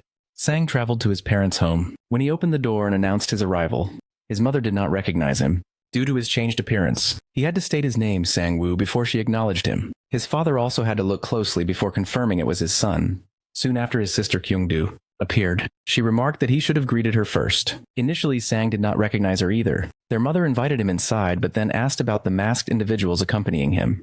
Sang explained that they were not his friends but his clones. Sang and his identical clones enter his family's home. He confirms to them that his ability is cloning and explains that he awakened his powers 1 month ago. His mother expresses surprise, saying she never expected her son to become a hunter, while his sister reacts with great excitement. His father simply acknowledges that there is now a hunter in the family. Sang states that he no longer wanted to keep his abilities a secret. But his mother immediately interrupts, warning him that his new role is dangerous. To reassure her, Sang explains that his clones are the ones who do all the fighting. He clarifies that he is never in any personal danger and tells her not to worry. Following this conversation, Sang urges his family to prepare for an evacuation. He informs them that a disaster is currently happening and that they must all proceed to the nearest shelter. His father, however, seems skeptical about the urgency of the situation. He questions the sudden nature of the disaster. Remarking that he still has work to attend the following day, Sang realizes that his family does not understand the severity of the threat. Their calm behavior indicates they believe it is a minor incident involving only a few monsters. Since his family still needs to pack their belongings, Sang decides to stay home with them for the day. He lies to them, stating that he received a message that his classes had been cancelled. Later, the family begins to prepare dinner using meat that Sang had brought home. A family member asks if his friends, referring to the clones, will be eating as well. Sang replies that the clones will only be given rice, explaining that the good meat should not be wasted on them. The clones are then served buckets of rice, while the family prepares to eat the steak. During the meal, Sang's sister asks if he will get fat again, given that there are 4 versions of him eating. He responds that he will not, explaining that he now burns a great deal of energy. The family enjoys the meal together, remarking that it has been a long time since they all gathered like this. Suddenly, a loud explosion occurs outside. The force of the blast throws Sang to the ground. When he opens his eyes, as he discovers that the building has been destroyed, outside he can see that numerous large monsters have appeared in the area. A massive dragon-like creature appeared, abruptly escalating the situation. The monster began to gather energy, emitting intense heat, before releasing a powerful beam that incinerated its surroundings. Sang looked back and saw that his entire family had fallen unconscious. He noticed the scattered equipment belonging to his clone, number 1, and concluded that it must have sacrificed itself to protect everyone. Amid the debris, he saw clones number 2 and number 3. The latter was missing an arm. Sang was now accompanied by a heavily damaged clone, another with a missing arm. He informed his father that a portal had opened, which was the source of the chaos. The city streets were filled with destruction. A large green monster held a person, preparing to eat them, while other civilians were crushed under cars. Winged creatures flew through the sky, carrying people away. Sang began packing a supply bag, and placed a piece of armor on his sister. His sister then inquired if the clone with the missing arm was all right, and Sang assured her that it was fine. At that moment, another explosion occurred nearby, as a monster crashed to the ground. It became clear that the portal was located in the sky, causing monsters to fall directly onto the city. Sang had been fortunate to be on a building floor that had not collapsed. He killed the fallen monster, which replenished his mana. When he tried to open a nearby door, he found it was jammed. Sang told his father that he would force it open. He picked up a large piece of debris, and using his strike ability, combined with a kick, successfully broke through the obstruction. Downstairs, the scene was one of carnage with bodies, destroyed vehicles, and slain monsters scattered everywhere. Sang asked his father about the distance to the nearest shelter. His father replied that it was about 2 kilometers away, but he also pointed out numerous monsters, including slimes, skeletons, and stone golems obstructing the path. His sister mentioned that she knew of an underground tunnel that could serve as a safer route.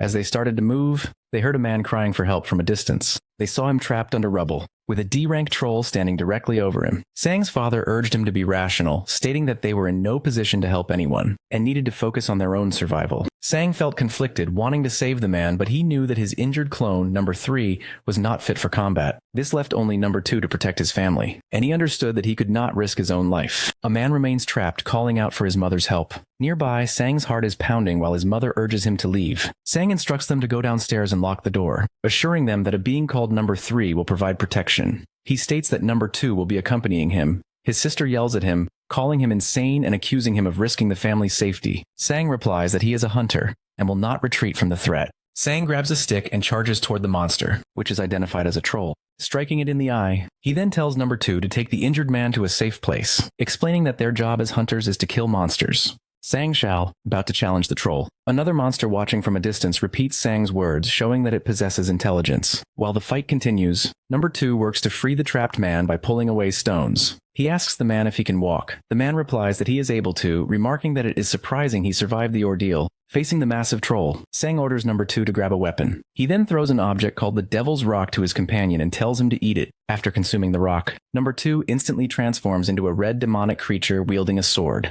Sang asks the transformed being if he is still an ally, to which the clone confirms that he is. The large troll appears confused by the sudden transformation. Simultaneously, Sang experiences a significant increase in his strength stat, with no apparent side effects. He prepares to confront the troll by himself. The troll drags its mace along the ground, before throwing a boulder, which Sang dodges. The creature then attacks with its giant hand, and swings a sword, badly injuring the clone. As the troll attacks again, Sang charges directly at it, noting that it is slower than a previous enemy. He managed to strike the troll in the face, but the monster regenerates its hand and blocks the blow. The troll then strikes Sang, tossing him aside. Sang identifies the monster's regeneration ability as the main threat, and orders his second clone to disable its legs. The clone slashes the muscle in the troll's leg, forcing the creature down to one knee. Sang takes the opportunity to stab both of the monster's eyes with precision.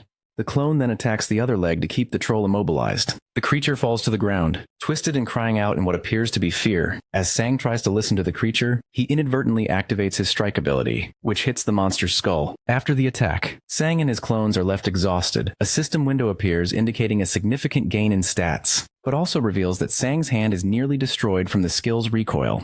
Sang stands up and states that it is time to find his sister. He then notices his phone is missing and asks his second clone to return it. Suddenly, another explosion signals the approach of more monsters. The scene descends into chaos. Spaceships fly overhead, armies arrive, and a giant Godzilla-like creature continues to destroy the city. Projectiles that are identified as Rank 9 magic from the Red Flame Guild strike the creature's head. Motivated hunters, including a confident man named Magnor, arrive to join the battle. A voice from a ship announces their arrival at the scene. A hatch opens, and Park Wana, the leader of one of the top 3 guilds, emerges. On the ground, a tank aims its heavy weapons. A man runs up to the newly arrived group, yelling that the giant creature is getting away, and that too many hunters are already focused on it. He suggests they find a different objective. The battlefield is littered with piles of bodies and figures in golden armor. Amidst the chaos, some people are celebrating while others are weeping. One man is seen grinning widely even though he just lost his partner. The narrative notes that he was a scumbag. A group of survivors is found surrounded by a gang. Sang and his squad are revealed to be their protectors. Observing from a distance, Park Wanta is impressed that Sang is holding his ground.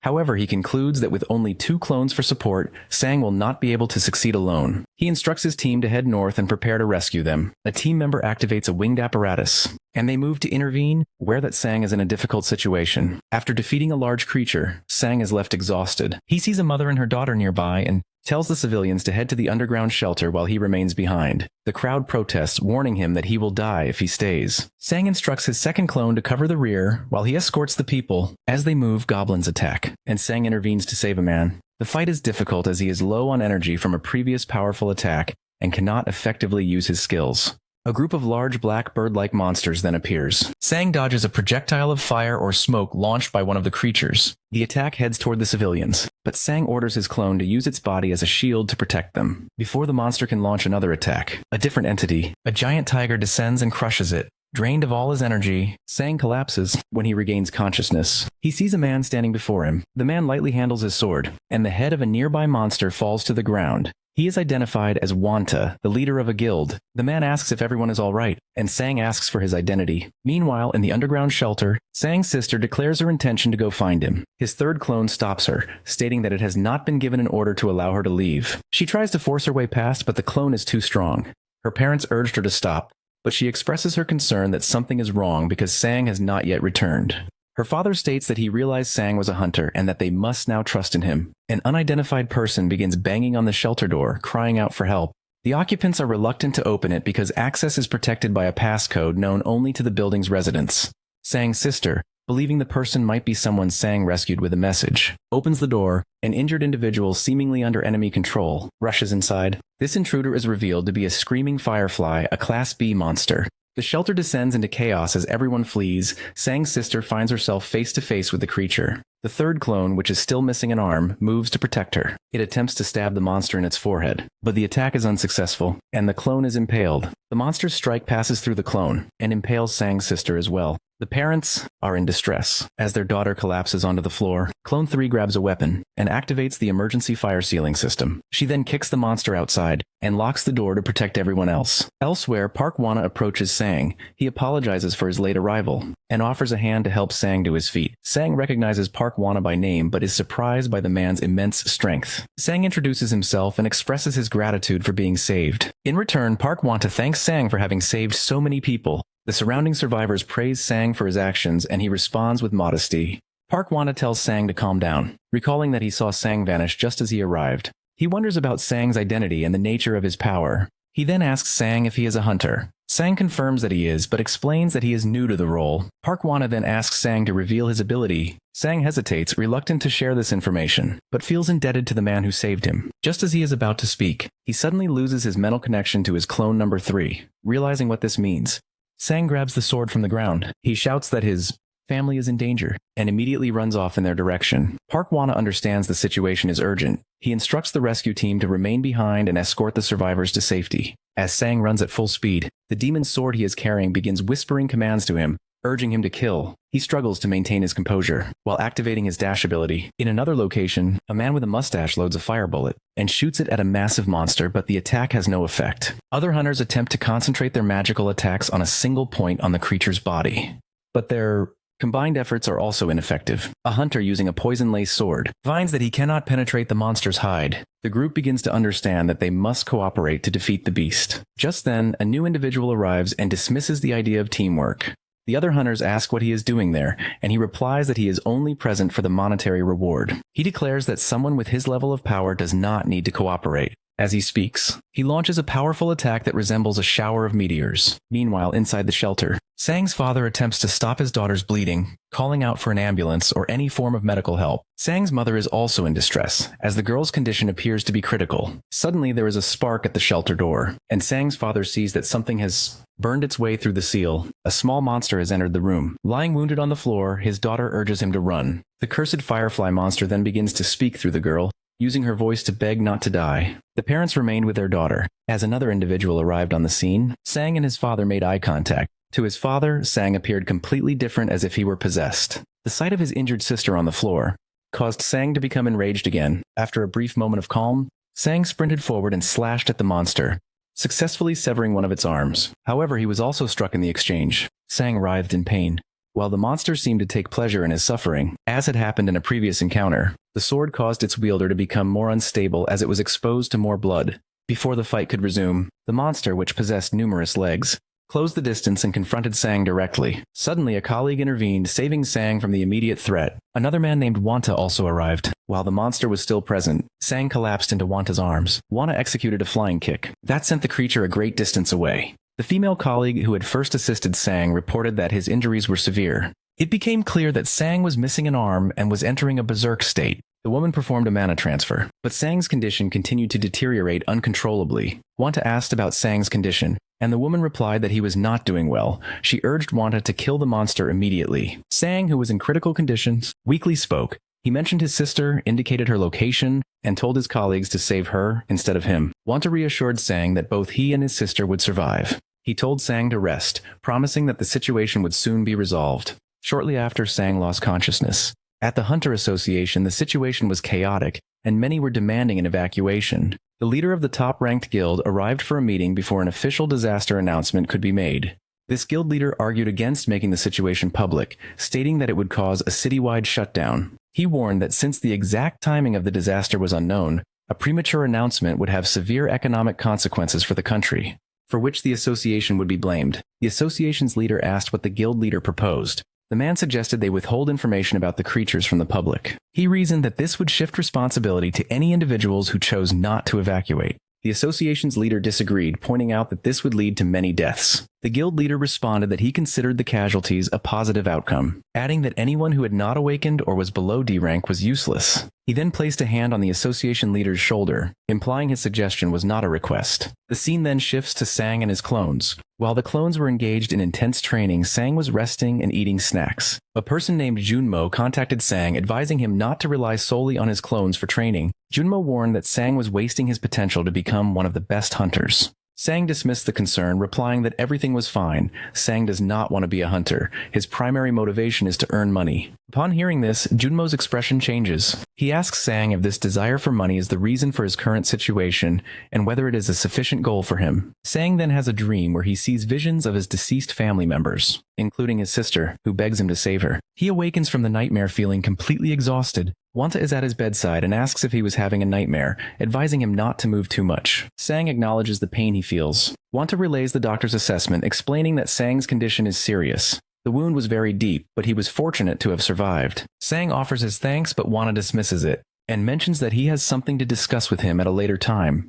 Just then, Sang's parents rushed into the room in a state of distress, urgently asking if they have lost their daughter. A doctor reports that Sang's surgery was successful, but that he will require continued monitoring while he recovers. Sang is informed that 4 days have passed since the portal appeared. All the major monsters have been eliminated, leaving only a few low-class ones. Sang says he does not remember anything that happened before he lost consciousness. He then asks about his sister's location and condition, but no one answers him, as everyone lowers their heads in silence. Sang presses for an answer, asking why no one is speaking and if his sister is also in a hospital bed. The doctor finally explains that while her abdominal wound was treated, she was infected by a mana virus from the monster. This type of virus drains a person's energy. In most cases, it is harmless because the virus dies when it encounters an incompatible mana rate.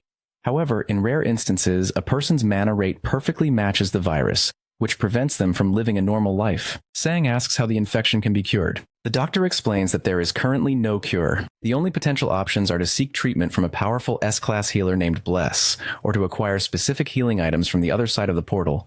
The doctor emphasizes that either option would be extremely expensive. Hearing this news, Sang blames himself for the outcome. He regrets his decision to help others instead of prioritizing his own family. He reflects that the situation might have been different if he had been stronger, like Wana, or if he had possessed the power to save everyone. He feels that he should have tried harder. Sometime later, a young woman comes to visit Sang in his hospital room. He asks if her family is safe, and she confirms that they evacuated to a shelter in time. She explains that she found out he was hospitalized after getting his family's contact information from a mutual friend. The visitor wishes Sang a speedy recovery, adding that she still has much to learn from him. Sang interrupts her, stating he needs to tell her something important. He then informs her that he is dropping out of college. 2 weeks later, Sang has already left the hospital, having made a remarkably fast recovery. Prior to leaving, he had explained his sister's medical condition to his visitor, and informed her that he would no longer be able to tutor her. He apologized for the inconvenience, and she simply replied that it was all right before leaving. A woman informed Sang that even if he chose not to contact her, he would come to regret his decision.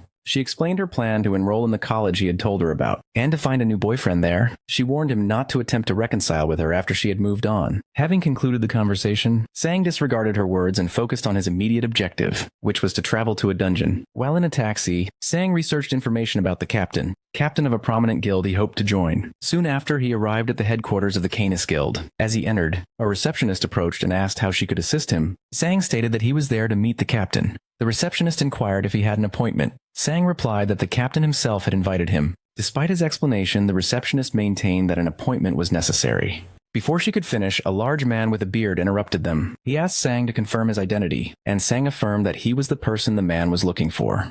The bearded man then instructed the receptionist to let Sang pass, informing her that he was an expected guest. He told Sang that the captain was waiting for him. Sang was led to a room where the captain stood, staring at a painting on the wall. After a knock at the door, someone announced Sang's arrival, and the captain granted him entry. The captain expressed his relief at seeing Sang had returned safely, and asked how he had managed to recover so quickly. Sang replied that it was thanks to the captain's intervention that he had avoided more serious injuries. The captain dismissed the praise, saying he had only done what was expected of anyone in that situation. Sang disagreed, emphasizing that the captain's actions went far beyond a simple duty. He pointed out that the captain had not only saved him, but also his entire family, ensuring they all received immediate medical attention. Sang stated that a simple expression of gratitude was insufficient. He then asked the captain what his true motive was for providing so much help. Sang mentioned the private hospital room, the financial support for his parents, and the specialized intensive care unit his sister, Ji-woo, was given. In response to the question, the captain clenched his fist. He revealed that he too has a sister who went missing along with her team members. He explained that he saw a parallel between his own situation and Sang's near loss of his sister. Sang acknowledged his gratitude but admitted to feeling. He then asked why the captain had summoned him so soon after his recovery. The captain stated that he needed to know about the abilities Sang had previously concealed. He asked directly if Sang's clones were solid, physical bodies, referencing the clone that had sacrificed itself to protect a civilian. Sang confirmed that this was his ability and that he had not intended to hide it. The captain then made his request directly, stating that he needed Sang's help. He asked him to assist in the rescue of the Kynis Guild's first team. He clarified that this was not a demand for repayment, but a belief that Sang was the only person capable of saving his sister and her companions. The captain then bowed to Sang. The gesture reminded Sang of his own desperation, when he had pleaded for someone to save his sister, realizing it was now his turn to help another. Sang agreed to do his best. Sang asked for instructions on how to begin the rescue mission. He was then brought to a training facility. The captain explained that while rescues are typically urgent, this situation was different. His sister possesses an ability that can generate survival supplies for up to 8 months. He also warned that the dungeon they would enter is of a very high level. So high that even a team of B-rank hunters had been unable to escape. Sang understood the gravity of the mission. The captain informed Sang that he was not yet strong enough for the task. He explained that Sang's current stats were insufficient and that he could no longer rely on his combat sense alone, as it had reached its maximum potential. Hearing this, Sang reacted with shocked disbelief. Junmo was concerned after Sang asked to take a break from hunting for a few days, and then ceased all contact. Sang later appeared before him, looking severely beaten. Junmo asked what had happened to him. Sang explained that he had been beaten up, and proceeded to recount the recent events. Junmo remarked on the fact that Sang's sister had been infected, yet Sang himself seemed to be all right. Sang confirmed that he was fine and mentioned that he had accepted a mission from the Kynis Guild. And Junmo had expressed his understanding. Sang asked him to update his contact information to clone number 2, as he had lost his old phone. Junmo suggested that Sang should back up his contacts from the old device, but Sang refused. When Junmo asked how he would reconnect with his friends and acquaintances, Sang replied that it was for the best. Junmo then inquired about the cause of his injuries. Sang explained that he was training with a man named Wanta. Alarmed by Sang's condition, Junmo offered to complain to the guild about the harshness of the training. Sang stopped him, explaining that he understood Wanta was desperate and motivated by the desire to save his own sister. Sang also told Junmo of his plan to incorporate his clones into the training sessions. The next day, Sang brought one clone to train with Wanta. Both Sang and the clone were defeated. On the following day, he brought 2 clones, and all 3 of them were beaten. The day after, he returned with 3 clones, but all 4 of them were defeated again. Junmo spoke with Sang and his injured clones. Sang admitted that Wanta was overwhelmingly strong. He explained that even mimicking his opponent's movements was useless because the difference in their power levels was too great. After some thought, Sang conceived of a new strategy and asked Junmo for permission to try it. Junmo gave his consent without knowing the details of the plan. The next day at training, Wanta asked Sang and his clones if they were tired of being defeated. He then observed that Sang had given his clones a substance, which had been supplied by Junmo. Sang and the enhanced clones now stood ready to face him. Wanta, also referred to as Taiwan, asked what Sang had done to the clones. Sang urged him to stop talking and begin the fight. After an initial exchange of blows, Wanta remarked that the fight was not as easy as he had anticipated. He noted that while the clones normally possessed half of Sang's stats, the substance had brought them to a power level nearly equal to his own. However, after landing a strike, Wanta pointed out that while the clones were now stronger, they had lost their key advantage of precision. Sang slashed through his opponents, reflecting that he had not become a monster. He then drew a firearm and shot at an adversary, but the man withstood the bullet. The opponent retaliated with his own attack, and declared that a mana bullet could not harm him. In response, Sang executed a complex maneuver. Despite his efforts, the opponent defeated him. The victor explained that simply hitting hard was insufficient, and that one must concentrate mana to unify with their sword. Although he was only a C-rank hunter,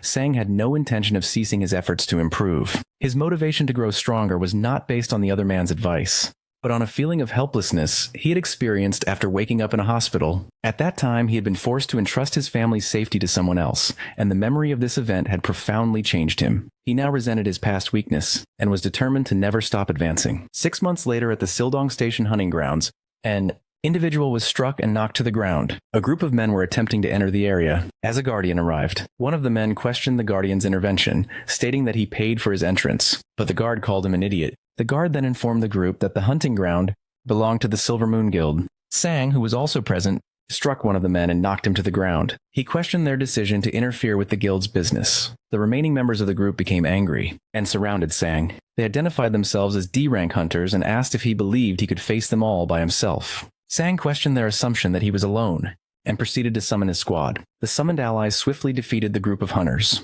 Meanwhile, Wanta visited Junmo late at night. Junmo asked for the reason for the visit, and Wanta presented him with a document related to their business. The paper detailed Sang's initial statistics and showed his significant evolution over the past 6 months. Wanta remarked that Sang's growth made him seem like a different species. Junmo asked if Sang was now strong enough to execute their plan. Wanta admitted he had prepared a backup plan in case Sang's development was inadequate, but noted that his growth had been monstrous.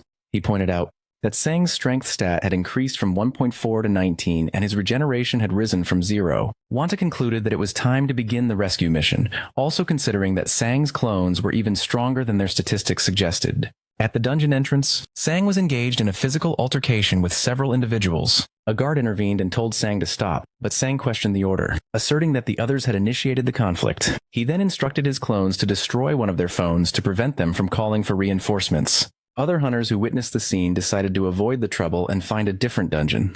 Inside the Sildong Station hunting ground, Sang encountered an individual holding a gem. When questioned, the person identified themselves as a collector. Sang greeted the man, who recognized Sang and asked why he was there. Sang confronted him, stating that he was too weak to be in a D-rank dungeon, and that his equipment was not suitable for hunting. He then noticed another person also gathering items nearby, and deduced that they had been trapped by the Silver Moon Guild. Sang expressed no sympathy but demanded a full explanation of their situation, reassuring them that the guild members outside were no longer a threat. He showed the man a photograph of the defeated individuals at the gate.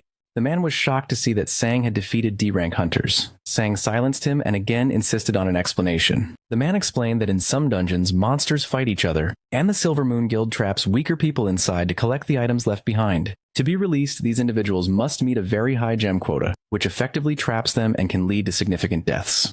He added that if anyone died while collecting gems, their death was simply dismissed. Sang then told the man he was free to leave. As the man thanked him and turned to go, Sang stopped him and instructed him to leave the gem he was holding. Sang took the gem and tossed it to his clone, number 1, ordering it to consume it.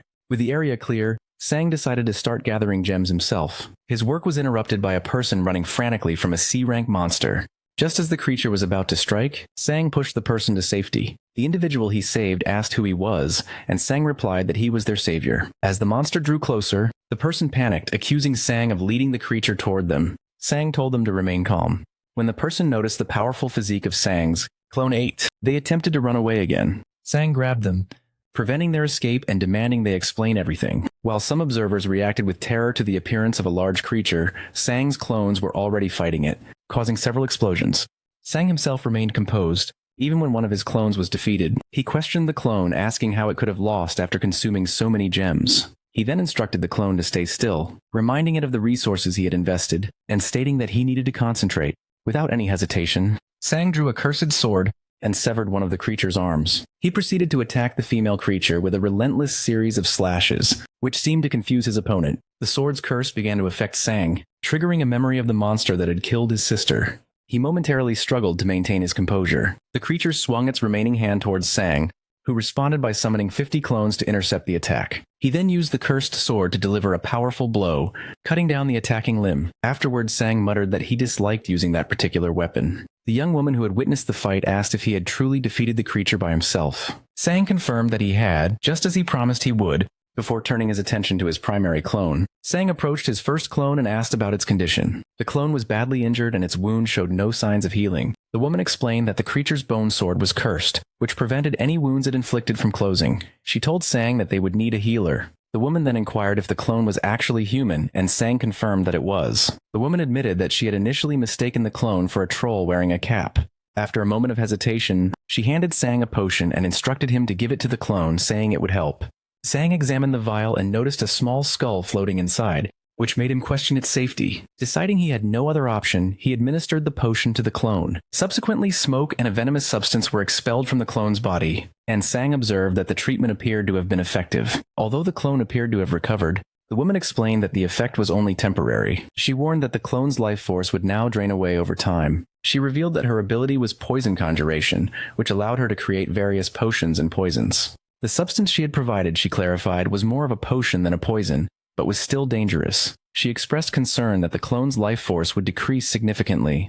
Upon hearing this, Sang turned to his clone and ordered it to go hunt immediately since its time was now limited. The woman then stated that since she had revealed her ability, Sang should now share his. She asked what he was and why he could command monsters, noting that she had never encountered a rank B individual with his level of power. Sang corrected her, informing her that he was actually rank E. The woman expressed her disbelief and questioned how a rank E hunter could operate in such a dangerous area. Sang interrupted her, telling her to relax and asserting that he would be the one asking the questions from that point on. Meanwhile, at the YOLO Guild's warehouse, several members were moving boxes. They called over a young woman who appeared to be blushing. Another guild member approached and asked the first woman why she was gathering so many items, remarking on her unusual behavior. The woman explained that a person named One Tag had requested a favor. The second woman wondered aloud why Sang needed such a large quantity of stones, and questioned if he intended to consume them all. Later, on a train, the woman from the earlier fight reflected on Sang's harsh reaction to her question about his ability.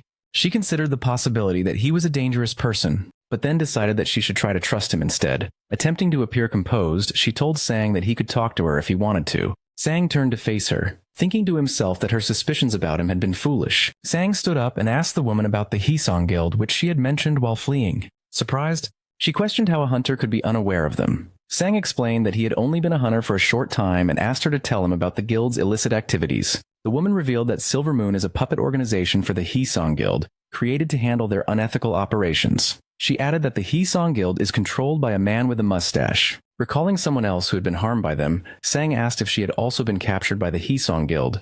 The woman replied that he did not need to know that information. Having acquired the details he sought, Sang announced that he was leaving to continue hunting. The woman asked why he was departing so soon. He told her that if she did not wish to remain, she should make her way to the gate. He then turned and walked away. Sang remarked that he found her ability impressive. In response, she said that she disliked her power because it had many side effects and was designed primarily for killing. Sang then handed her Junmo's contact card. He advised her to call the agent if she was afraid of the Hisong Guild and needed a safer place to work, noting that the agent also held a strong dislike for the guild. With that, he departed to hunt monsters. As he left, Sang reflected that he should have made a greater effort to persuade her, as her poison ability could be very useful for his clones. During a subsequent fight, Sang's clone number 1 suddenly collapsed and disappeared. This was a side effect of the poison ability, which Sang recognized as a significant drawback. Once the skill cooldown period ended, he resummoned the clone, which appeared unclothed. He instructed it to get dressed, and after it was ready, he resumed hunting. Unseen by Sang, 2 large men were watching him from a distance. They appeared to be some of the hunters who had been gathering gems before he forced everyone to leave the area. Deciding to search for valuables themselves, they soon discovered a puddle of refined liquid crystal. The men discussed how a small amount of the substance was worth 100 times more than ordinary gems and could increase a person's stats by 0.5. However, they also knew that consuming it would transform the user into a monster. One of them, a man with blonde hair, concluded that the stat boost was not worth the risk. His companion then mentioned an illegal organization called DEP, which processed these items for human use. Since DP purchased all available gems, their suppliers became very wealthy. Realizing the immense value of their discovery, the 2 men decided to return the next day to collect all of the liquid crystals. After the men closed the door and left, it immediately opened again. The woman who had been with Sang appeared in the doorway. She had been followed by one of his clones, but had managed to evade it. She began gathering all the valuable items in the room, stuffing them into her clothes. A chaotic crowd was running nearby, and she blended in with them to make her escape. The clone in the vicinity did not notice her departure. Meanwhile, Sang continued to accumulate wealth from his hunt, until he was interrupted by an incoming message. The day after being told to come to Kynis Guild for a mission briefing, the men who had initially found the liquid crystal returned to the dungeon. They discovered that the crystal was gone. In response, one of the men violently grabbed a guard by the throat. Expressing frustration with the security, he demanded to know who had been allowed to enter the area. The guard explained that the only individuals who had accessed the site were Sang's group, and the people who were subsequently evacuated. But upon hearing this, the man released the guard, recalling his encounter with Sang and his companions. He internally questioned how he could possibly contend with opponents of their caliber. Meanwhile, a female character who had escaped the earlier conflict was moving through the night. She felt relief at having met Sang, believing she would not have survived otherwise. She had also managed to acquire some gems from the incident. As she stopped to examine the gems she had taken, a business card fell from her pocket. She picked it up and remembered Sang's words. He had told her that her ability was impressive and offered her a place by giving her the number on the card. Despite this, her thoughts turned critical. She dismissed Sang as an idiot and decided she would not contact him simply because he had praised her skills. At the guild meeting, Taewon began the briefing. He stated that the mission was related to Odin's Tower, a place where Team 1, which included his sister, was currently trapped. Junmo appeared confused by this information, while Sang asked for clarification on what Odin's Tower was. Taewon explained that it is a unique type of dungeon that has an entrance, but no known exit. The only link to the outside world is a being known as Maina, and communication with those inside is only possible through telepathy. He added that the only ways to leave the tower are to either complete the dungeon or use a teleportation skill. Sang considered the implications for his cloning ability, realizing he could send clones inside to gather information. He asked Taewon if this was the plan and if he was capable of carrying it out. Sang then questioned why the formidable Team 1 had not been able to escape on their own. Taewon admitted that the team had been given a means of escape before their departure. Wanta then stepped forward to provide a detailed explanation of the events that led to the team getting trapped. He recounted that 5 years prior, just before the end of the 2005 disaster, his sister had awakened a subspace storage skill. During that difficult period for humanity, her ability to store items and even people proved essential for their survival. Over the years, they overcame many dangerous situations together. His sister grew to become a fierce leader, eventually taking command of Team 1. Wanta recalled advising her that it was only safe to enter Odin's Tower with a teleporter on the team.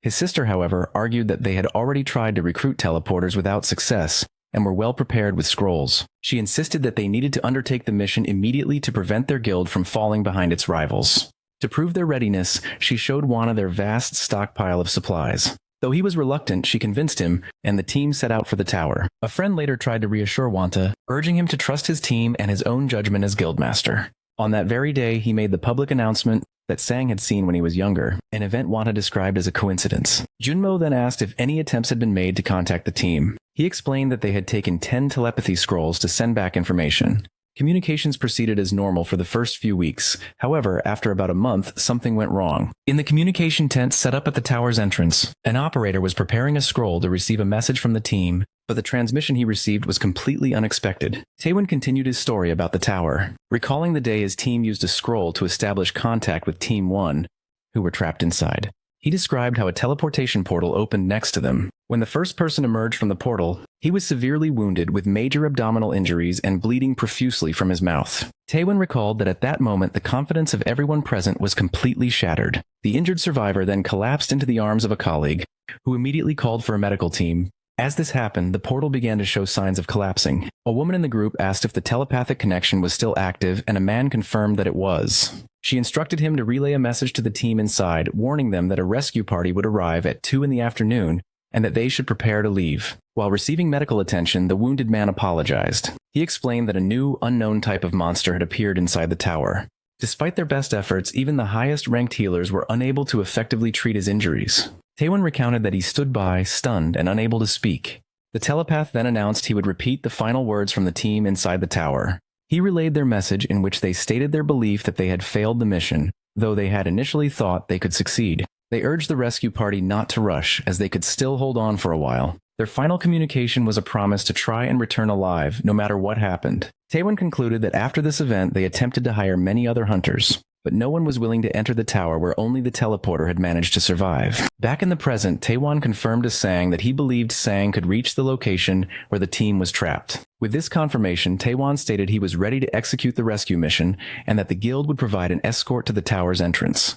Before departing, however, they planned to make a stop at a bar called Paradise. Elsewhere, Yang, the leader of the Silver Moon Guild, was physically assaulting his subordinates. These were the men who had been tasked with imprisoning weaker individuals underground to collect stones. They tried to explain that a strange hunter, who was not registered on the Class D list, had interfered with their operation. Yang angrily questioned how they could have been defeated by a Class E hunter, and continued to beat them. He reminded them that the Hisong Guild would not wait for them forever, and ordered them to find the man and bring him to him. The Silver Moon Guild was now tasked with capturing Sang. Their leader Yang privately thought that his subordinates would likely fail. Nearby stood another man who was identified as Kang Xinxian Sion, the vice leader of the Silver Moon Guild. The following day, Sang spoke with Junmo, expressing his suspicion that Taewon had not been entirely forthcoming. He specifically questioned their true motives for wanting to clear Odin's tower. Sang mentioned that his own knowledge of the tower was limited, but he knew from the jumper George Lucas that it had already been cleared in 2012. He recalled the public's reaction at the time, with many people asking Lucas about the tower's contents and rewards. Sang recounted that George Lucas had declared Odin's tower to be empty, with only a single monster remaining inside. Lucas had stated there were no treasures or items to be found, and had advised other hunters not to risk their lives for a useless endeavor. Hearing this, Junmo offered to investigate the matter for Sang, but Sang declined, saying it was not necessary. As their conversation concluded, the agency door opened and a woman entered. It was revealed that she had been sleeping inside the building. Junmo asked for her identity, and Sang explained that he had called her to the agency. When Junmo moved closer to the woman, she drew back from him. The first thing she did was ask for food. After she finished eating, Sang handed her a number and inquired if she had come to the JM agency to work. She affirmed that she had. Junmo asked what her abilities were, to which she replied item appraisal and potion making. Sang then clarified that her potions were lethal to anyone who drank them. Sang, now with a new haircut, explained to Junmo that her deadly potions would be highly effective when used on his clones. Understanding the plan, Junmo accepted her into the agency and began to gather the necessary equipment for her to produce basic potions. With the matter settled, Sang stood up and announced his departure, stating he had more important things to do.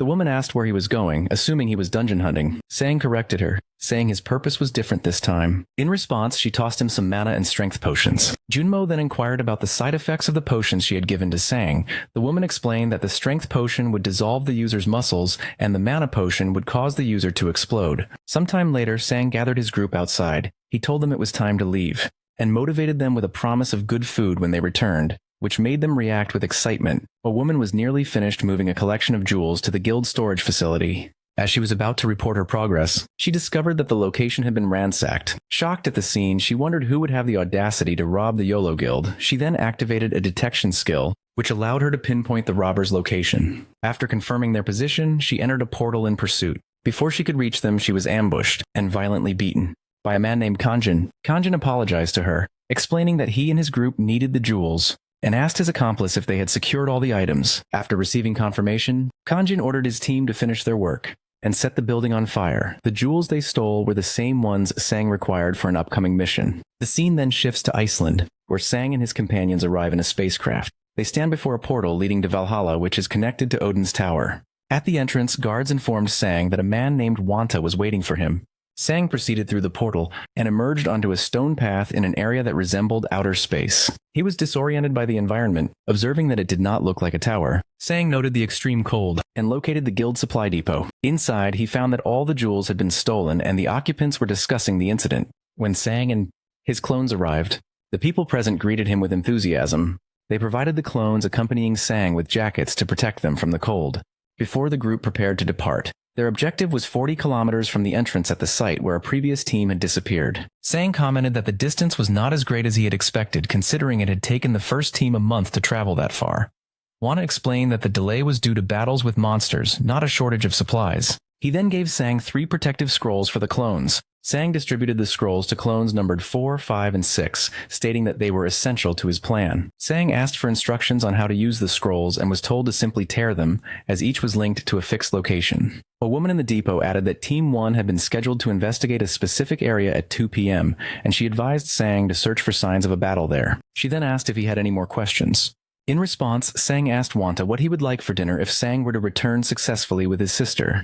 Wanta replied that he would want a homemade meal. The clones gathered their swords and potions, and the team of 5 set out on their mission. Sang remained behind, sitting in a chair to activate his familiar ability. Back at the depot, a nervous Wanta acknowledged that the success of the mission was now entirely dependent on Sang. Sang's familiar ability was functioning correctly, allowing his summoned warriors to move through the severe snowstorm. The weather presented a major obstacle, making progress difficult, even with his inherent resistance to the cold. He eventually arrived at Odin's tower, situated near a structure that appeared to be a frozen city. Upon his arrival, Sang experienced an unusual sensation. He realized he now possessed full and direct control over his primary familiar body. This was an effect of his familiar skill reaching level 17, which had evolved the ability from simple sensory sharing to complete physical command. The new level of control was fundamentally different. Whereas he previously issued mental commands that the familiar would obey, he now felt as if he were inhabiting the body himself. Using this enhanced connection, he directed his squad of familiars to advance. As he began his mission, Sang noticed from the state of his clothes that the path behind him had vanished, making a retreat impossible. The first monster to confront him was a large ice bat. His familiars dispatched the creature with ease. Rather than engaging in combat himself, Sang remained at a distance to observe and analyze the enemies. He noted that these bats attacked in groups and were always led by a more powerful boss variant. When the bat boss appeared, Sang prepared to draw his sword, but his familiars destroyed it before he had a chance to act. After the effortless encounter, Sang and his familiars continued onward, fighting through numerous bats. They covered a distance of 13 kilometers, a quarter of the total journey more quickly than he had anticipated. Soon new monsters emerged, resembling yetis armed with clubs. Sang was well prepared, immediately firing a magic projectile that appeared to strike one in the head. He arranged his familiars in a tactical formation, with 2 fighting on the front line while 3 provided support from the rear.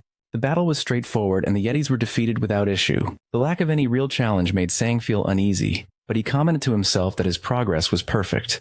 Just as he was considering how well things were going, the ground beneath his familiar crumbled and gave way. In a different location, a woman in a tent asked a man named Wanta if he was certain Sang would be safe. Wanta told her not to worry. He explained that his original plan had been a small-scale infiltration to rescue a few people, with a second, larger group to follow later. However, Sang's growth rate had far exceeded all expectations. In just 6 months, his statistics had increased by nearly 20 points each, bringing his power to the level of a rank B hunter. Wanta also noted Sang's position as a CLO in the U.S. Air Force. The woman observed that this meant Sang's individual strength was equivalent to an entire rank B team, and Wanta agreed with her assessment. He added that Sang would be even stronger if the YOLO Guild warehouse raid had succeeded. The woman then stated that besides the ice golem, no other monster on the first floor should pose a threat to him. Wanta confirmed that he had already warned Sang about the golem and was confident that he would be able to handle it. Meanwhile, Sang had landed inside a dangerous-looking area. He prepared for a difficult confrontation by making a cut on his fingers to coat his sword's blade with his blood. He then swung the enhanced weapon at a massive ice golem. The attack made no impact, failing to leave even a scratch. The golem retaliated with a powerful headbutt, which Sang managed to dodge by jumping to the side. He was now faced with the reality that his strongest sword was completely ineffective against this opponent. The area was in a state of chaos, with numerous hostile creatures still present. A large golem consumed one of these creatures, and then extended its palm. Sang immediately caught hold of it. Sang dodged multiple incoming projectiles while observing the golem, which was eliminating the creatures more efficiently than his own clones.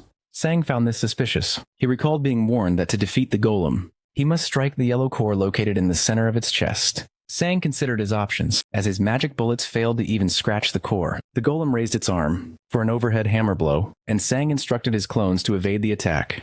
He dodged falling debris, but was unable to avoid an incoming punch. The blow did not hit him directly. Instead, it struck and destroyed his clone, number 5. Seeing this, Sang realized he must deal with the situation quickly and considered using a teleport scroll. Formulating a plan, Sang charged toward the golem, which was now dragging the remains of the destroyed clone. Sang activated an ability in his legs as the golem attempted to bite him, narrowly avoiding being eaten. He lunged forward, just as the creature's mouth snapped shut. The remaining clones looked on with uncertainty. But Sang was revealed to be safe, outside the golem. Lying on the ground, he looked at the angered creature and asked it if it tasted what it just swallowed. It became clear that Sang's maneuver caused the golem to ingest the teleport scroll. A brief flashback clarified Sang's strategy. As clone number 5 was being struck, Sang decided that if he could not break the core, he would teleport it away instead. The scroll activated inside the golem, creating a portal that affected only its living component. The core vanished and the golem was neutralized. With the golem defeated, Sang received a significant increase to his strength, vitality, dexterity, and mana. His clone skill also leveled up. He reflected that this particular skill had been stagnant for a long time compared to his others. He then decided against summoning a new clone. Meanwhile, the scene shifts to a man named George Lucas, who was taking a bath. A digital assistant presented him with a list of individuals who had requested to see him that month. He became visibly distressed when he reviewed the list. He asked his assistant if any of the requests came from South Korean guilds, and the assistant confirmed there were none. George Lucas remarked that this was absurd, and that things had changed. He instructed the assistant to reject all appointment requests, and to proceed with the planned inauguration ceremony for his new academy. The scene changes again, focusing on a character named Baldy. He was approached by the man whom Sang had previously defeated. The man said that he had finally found Baldy after their last encounter. He asked Baldy how he had managed to escape from a group he called the Silver Moon Bastards. Baldy replied only that he had received help, without revealing his rescuer's identity. He then mentioned that their companion Chang Wan was tired. Suddenly, a knocking sound was heard at the door, which was then opened. A man identified as Kanjin entered and immediately struck a chubby man with his fist, sending him flying across the room. Kanjin then entered and asked who had attacked the members of Silver Moon in the hunting field. He warned the men present that they were the third group he had questioned, and that the previous 2 had claimed to know nothing. He then wondered aloud if this group would also deny having any information. The chubby man activated an ability and attempted to punch Kanjin, who blocked the attack with no effort. Kanjin stared at him, then gripped his hand and forced him to the floor. After pulling the man back to his feet, Kanjin delivered a powerful punch to his head, causing a severe and bloody injury. Seeing this, the bald man told Kanjin to stop, promising he would tell him everything he wanted to know. Kanjin feigned confusion before striking the bald man in the mouth. He told the man that he would be forced to talk one way or another and questioned why he was acting as if providing the information was a generous offer. Kanjin then asked why he was protecting the chubby man, adding that he was going to die anyway. He struck the bald man again, knocking him to the ground, and then moved to stomp on him. The man screamed for him to stop, admitting that he knew the identity of the person who attacked Silver Moon. As he begged for mercy, Kanjin stated his belief that any problem could be solved with fists. The man was about to reveal Sang's identity. The scene shifts to a frozen, icy region where Sang and his clones were traveling. Sang decided they should slow down and remain on high alert. He noted that although they had not encountered any monsters for some time, they had discovered numerous corpses. Sang considered how difficult it would be to recover the bodies from such a location, and wondered what had killed so many people. Sang asked one of his clones for their current position, and the clone confirmed they were close to their destination. He instructed them to search for any traces of battle left by an individual known as Team 1, mentioning they needed to check everything by 2 o'clock. Suddenly, a clone moved in front of Sang, intercepting a stabbing attack from an unseen assailant. A large monster then materialized before him. Sang was confused by the monster's sudden appearance, and theorized that it might possess an invisibility skill, as the only evidence of its presence had been footprints on the ground. An entire group of these creatures then surrounded them. Sang realized that these undetectable monsters were responsible for the corpses he had found earlier. He attempted to draw his dagger, but one of the creatures shoved him backward. A clone positioned behind him immediately attacked and sliced the monster. As they fought, more invisible creatures continued to appear, becoming visible only when they attacked. Sang found it strange that his clones were capable of blocking the monster's surprise attacks. He decided to relinquish control of his body to his primary clone number 1 so he could observe the fight. Number 1 drew a cursed sword. Although he appeared to be negatively affected by the weapon, he did not seem to be concerned. Sang blocked an invisible attack, then sensed another one from behind, and struck it down. He quickly determined that he could react to the monsters by listening for the sound of the wind from their blades as they swung. Sang realized it would not be simple to copy his clone's abilities, and that he still had much to learn. Meanwhile, inside the dungeon's subdimension, a member of the trapped party spoke to their captain. He noted that it was almost 2 o'clock and that they needed to assess the situation. The captain stood up and stated that she could no longer offer any words of hope. She was certain the day would be the same as before, with the sound of ice being the first thing they would hear. However, the captain then heard a different sound. Outside, Sang was attempting to understand how his clones were able to detect the monsters. The creatures did not have high statistics, but their invisibility made them a significant threat. His clones were accumulating numerous injuries from cuts and strikes, and their numbers did not appear to be diminishing. It was impossible to estimate how many enemies remained. Suddenly, a subdimension portal appeared. Sang recognized it as the location of the attack team, and immediately sent all of his clones running in that direction. From inside the portal, the captain saw a person approaching. The group's initial reaction was subdued, but some grew impressed. As the figures drew closer, the captain activated a vision skill, and saw that Sang was leading the entire swarm of monsters directly toward them. As he approached, Sang shielded his eyes and announced that he had come to save them. He then asked them to save him in return. After a brief hesitation, the captain ordered her squad into action. She instructed them to help the young man, and they deployed shields and magic. A defensive dome formed as one member began an incantation. Activating a magic arrow skill, multiple powers struck the pursuing monsters as Sang continued to run. The first clone managed to get inside the dome just in time, and the rest. The rescue party collapsed to the ground. The captain then closed the entrance with her shield. The captain thanked Sang, who identified himself as being from Rescue Team 1. The party members did not seem particularly impressed. After a moment, a woman asked if he was from the Kynis Guild. Sang replied that he was, explaining that he came at the request of Guildmaster Iltov. The man expressed his relief that their guild had not abandoned them. The captain then asked about the condition of Xiong Ta, the team member who had escaped. Sang confirmed that Xiong Ta was alive but had not yet regained consciousness. Sang noted her concern for her team, but interrupted to state that they needed to leave, reminding them that Ilta was waiting for their return. The woman informs Sang that they can leave as she has brought teleportation scrolls. Sang notices that one scroll is missing from the original 10 and asks about its whereabouts. The woman hesitates before requesting another favor from him. Sang asks what she wants, and she explains that one of their comrades died during the mission. She recounts that their group was ambushed. Their healer was killed first, followed by an older team member. The woman expresses her desire to retrieve the body of their fallen comrade, so she is not left behind. She explains that during the chaos of the ambush, they opened a portal to escape. However, an invisible monster slipped through and killed the person managing the teleportation, forcing the survivors to flee immediately. Sang understands her request and asks for the body's location. The woman opens a spatial dimension to show him the area. Sang assesses that the location is not extremely far, but retrieving the body will require dealing with monsters. Since he can use his clones for the task, he agrees to help, but establishes 2 conditions. First, he will abort the mission and withdraw everyone if he senses any risk of failure. The group agrees to this term. Second, he insists on handling the retrieval by himself. The others protest, questioning his decision to go alone. Sang clarifies that he will be using his clones, not his actual body, which surprises the woman. Meanwhile, while a man named Kenjin Ho is assaulting another man, Junmo, Kenjin Ho is aware of Sang's connection to Junmo's agents. He breaks Junmo's arm during the interrogation. Junmo was being tortured for refusing to reveal Sang's name, but Kenjin Ho finds a document containing the information. The paper identifies Sang as Zhang Sang-woo, a hunter from the GMA agency. With Sang's name and address now known, his enemies can target his family. They are also aware of his cloning ability and realize they must find his original body to defeat him. Kenjin Ho immediately sends his men to the address on the document. Unbeknownst to them, a woman is secretly observing the entire situation. She recognizes the attackers as members of the Silver Moon organization.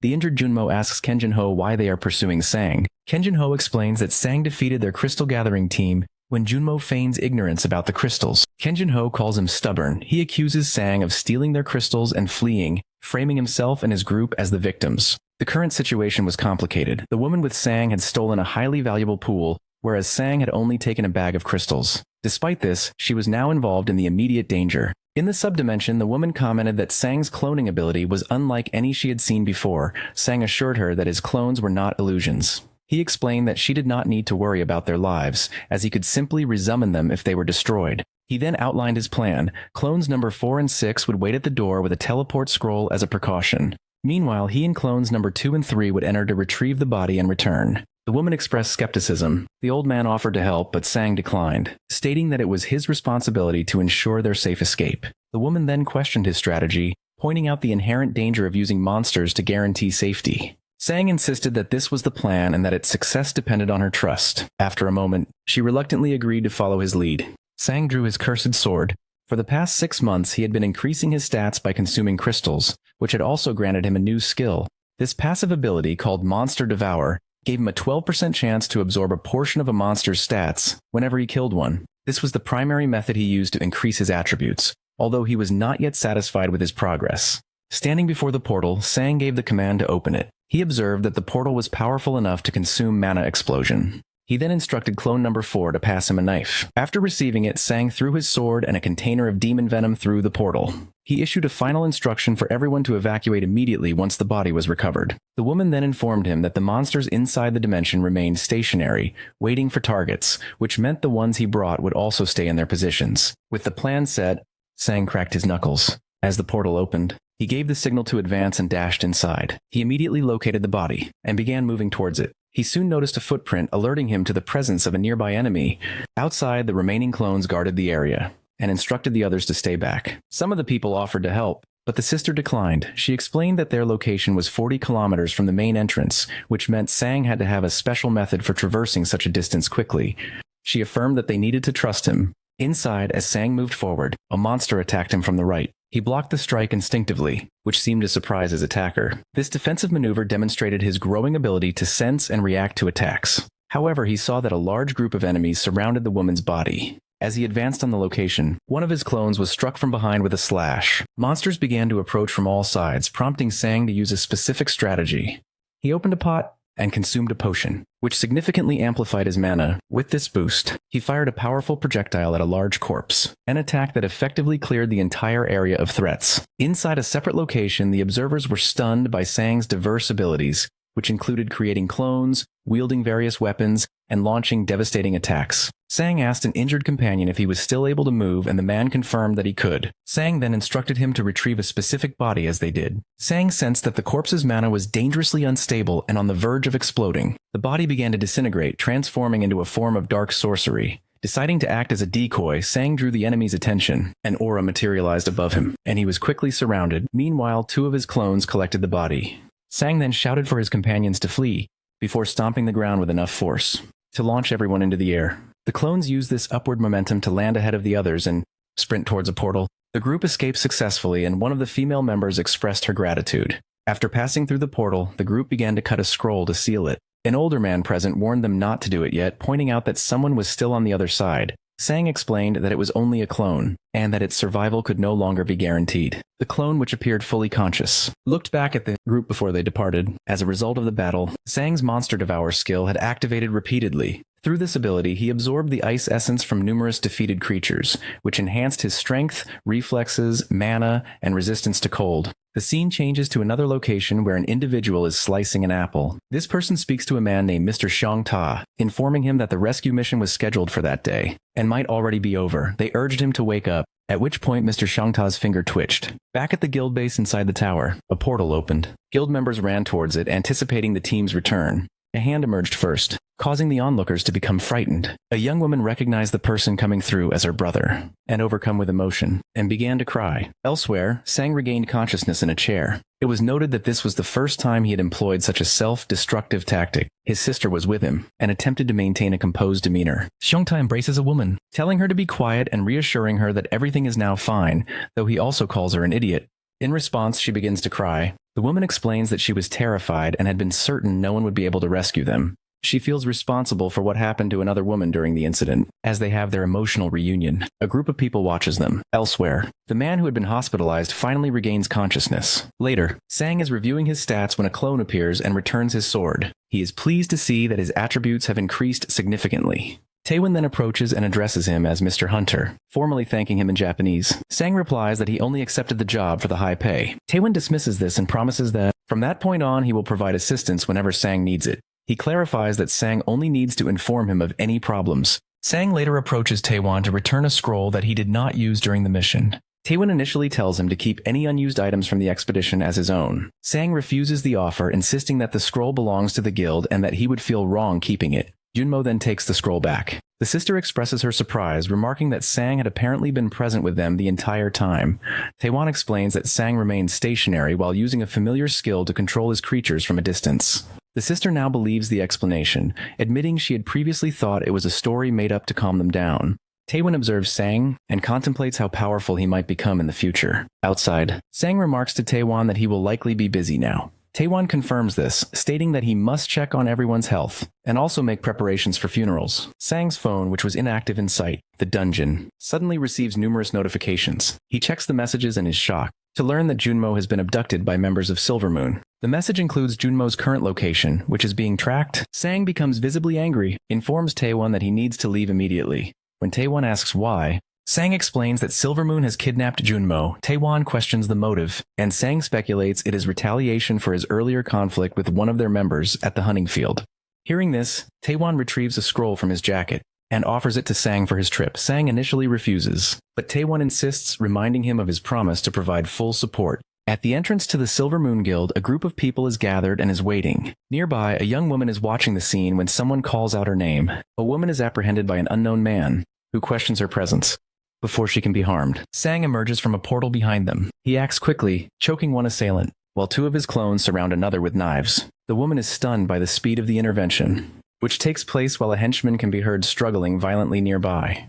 The woman urges Sang to stop, explaining that they need to get information from the man he is subduing. Complying, Sang ties up the assailant and asks for the captive's location. The woman informs him that Junmo was taken to the Silvermoon Guild's storage facility. Sang tells her to wait where she is, as he prepares to assemble his allies. Inside the storage building, Junmo is being held captive by a man named Kang Nguyen. Junmo has been repeatedly beaten. Kang Nguyen asks him why his group chose to interfere with their guild. As Junmo wonders if his associate Sang Woo will come to his rescue, one of Kang Nguyen's men reports that Sang Woo is abroad and will not be back for several hours. Just as the captors consider ordering food, a powerful blow strikes the door. The metal door is cut open from the outside and bursts inward. Sang enter and asks the men if they are from the Silvermoon Guild. Kang Nguyen expresses surprise, stating he had expected Sang's arrival to be much later. Some of his men who seem to know about Sang's abilities ask about his other masked companions, prompting Kang Nguyen to order them to capture the clones, while a weakened Junmo shouts for him to stop. Sang confronts the guild members with an expression of intense anger. The first man who attacks, met with an elbow to the chin that dislocates his jaw, followed by Sang taking his arm, when another henchman in a suit steps in to help. Sang breaks his arm as well. With all of his subordinates swiftly incapacitated on the floor, Kang Nguyen calls them useless. He observes that Sang defeated them all without moving from his initial position. Kang Nguyen calls for a pause, stating that he wants to ask a question as a precaution. He then asks Sang where he has hidden the crystals. Sang seems confused by the question, recalling only that he had picked up some ordinary stones. He warns Kang Nguyen that he has crossed a line and that the conflict will not end peacefully. Kang Nguyen retorts that Sang is the arrogant one, revealing that he investigated Sang's office and acknowledges his physical strength. Based on the ease with which he defeated the henchman, Kang Nguyen estimates Sang to be at least a B-class hunter with high stats. Kang Nguyen continues his analysis, mocking Sang for having what he considers a useless cloning skill, despite his impressive stats. He speculates that Sang's only other ability must be a concentrated attack. Kang Nguyen claims this weakness explains why Sang associated with a low-tier agency, remarking that inferior individuals flock together. In response to the insults, Sang simply offers a call acknowledgement. Sang's clones arrive on the scene, immediately shifting the balance of the confrontation. The opposing group is now at a disadvantage. Kang Nguyen's subordinates become visibly nervous, and one of them reports that the men stationed at the rear have been defeated. Kang Nguyen replies that he was already aware of this, calling his subordinate an idiot. With his reinforcements, Sang is no longer outnumbered and holds a dagger. Kang Nguyen decides to use an invisibility skill. One of his men expresses confidence, stating that Kang Nguyen will surely win because only a user with a specific detection class could possibly counter such a stealth ability. While invisible, Kang Nguyen believes that conventional methods of sensing presence or auras are useless against his skill, which he thinks erases his existence completely. He moves to attack from behind, but he notices Sang's clones seem to be looking toward his position. Still, he is confident that Sang cannot detect him, and that the fight will end shortly, just as Kang Nguyen closes in. Sang orders his clones to seize him. The clones immediately captured a surprised Kang Nguyen, restraining him effectively. Sang then instructs some of his clones to transport the injured Junmo to a hospital. The scene transitions to a bar, or where Sang's college friends are having drinks. They are celebrating the beginning of their 3rd year. One friend comments on the fact that it is still just the 3 of them, asking if none of them plan to find a girlfriend. Another friend who wears glasses then asks if anyone has seen Sang-woo, mentioning that no one has heard from him in a while. They confirm that Sang-woo changed his number and is not responding to messages. A third friend reveals he heard that Sang-woo is now working as a hunter. The news surprises the others, who find it difficult to reconcile the idea of the nice-seeming Sang-woo killing monsters. One friend suggests that they simply have never seen Sang-woo truly angry. He asks the friend who is Sang-woo's former neighbor if he ever saw him lose his temper. The neighbor recalls an incident from when they used to walk home from school together. He explains that he was mugged by a group of gangsters when Sang-woo arrived. The friend told him to leave for his own safety. Instead, Sang-woo came back and headbutted one of the attackers. The friend clarifies that Sang-woo did not save him. They were both beaten up. He also learned later that Sang-woo had been targeted by the same group before. The friends remark on Sang-woo's character, noting that despite his calm demeanor, he would charge forward without thinking when provoked. The friend concludes that Sang-woo was tolerant when targeted himself, but became aggressive when his friends were threatened. Back in the present, a shocked Kang Nguyen asked Sang how he was able to detect him. Sang notes Kang Nguyen's confidence in his ability, and then explains that he had just finished fighting a group of monsters that used the exact same skill. Sang reminds Kang Nguyen of his earlier insults, recalling that Kang Nguyen had dismissed his skill as trash and warned him against coming here. After the battle at Odin's Tower, Sang's statistics showed a significant increase, with nearly 10 points added to each stat and his cold resistance rising to 19. He acted decisively, throwing one of his opponents a considerable distance. His clones reported that one enemy had escaped, but that all the others had been subdued. Sang instructed them to take Junmu to the hospital for treatment, telling him not to worry. Nearby, the defeated Kang Nguyen struggled to get up. He thought about the official report, which listed Sang's strength at only 19, a number that was clearly inaccurate given the current circumstances. He also noted that Sang's clones were formidable, realizing that being caught by even 2 of them would be decisive. Convinced that such a large increase in stats was impossible without an external aid, Kang Nguyen scanned his opponent and noticed a potion in Sang's pocket. Kang Nguyen managed to stand and addressed Sang, admitting that he had underestimated him and had not expected such a response. He stated that he would not make that mistake again, and that he would demonstrate the power of a true Class B hunter. His own stats were revealed to be 25 in strength and 35 in reflex. He declared that Sang had not yet seen his full capabilities, and rushed forward to attack. Sang simply stated that he had no interest in seeing everything a man had. While advancing, Kang Nguyen realized his movements were being detected. He concluded that, however unlikely it seemed, they were sensing the air currents around him. To counter this, he began to move in a way that stirred up the air, creating a noisy environment to mask his position. Sang observed that his opponent's speed would now make it more difficult to react. Despite the chaotic movement, Sang turned and blocked an incoming attack. He then struck Kang Nguyen on the head, calling him an idiot. Sang explained that the resulting smoke and dust made his opponent's position even easier to see. Kang Nguyen was knocked to the ground, where he began laughing maniacally. Sang asked what was so amusing. He then discovered that during the exchange, Kang Nguyen had managed to steal the potion from his pocket. Kang Nguyen held it up, explaining that he knew something was unusual about Sang's stats, and asked if the potion was the source of his power boost. Sang advised him that it would be better not to drink the potion. Kang Nguyen ignored the warning and consumed the entire vial. His strength stat began to rise rapidly, climbing from 29 to 37, and then to 51, causing the ground beneath him to crack. Empowered, Kang Nguyen told Sang that he could no longer hear him because his own strength was now too great. In response, Sang told him not to place blame on him for the consequences. Sang noted internally that his opponent's strength had more than doubled, a feat beyond even a top-tier potion. Kang Nguyen then demanded that Sang reveal the creator of the potion, promising in return to let him walk away with at least 2 arms. Sang observed his opponent having already sent clones 4 and 6 to the hospital. Now only he and clones 2 and 3 remained to confront the man named Kang Nguyen. The 2 made eye contact, and Kang Nguyen immediately charged forward. Sang moved to intercept him, but Kang Nguyen's powerful advance knocked down the clones. Sang attempted to slash with his sword. The Kang Nguyen struck him first, leaving him unsteady. Kang Nguyen then asked Sang if he understood his mistake, revealing that he had done more than just read Sang's statistics. He informed Sang that his family was also being targeted. The scene then briefly cut to Sang's parents at home, where an unknown person had just knocked on their door. Back in the fight, Kang Nguyen stabbed Sang repeatedly, inflicting numerous cuts. The force of the attacks was strong enough to drag Sang across the floor, as two more opponents appeared from behind. The clones moved to engage them. Sang, bleeding onto his blade, retaliate with a powerful swing that sliced Kang Nguyen's sword in half. Furious, Kang Nguyen activated a skill and punched Sang directly. The blow threw Sang backward, causing him to crash into a wall on the other side of the room. At the same time, another clone was struck in the stomach. Kang Nguyen dodged an attack from behind, countered with a strike to his attacker's jaw. While this occurred, Sang began to feel the effects of a potion he had consumed earlier.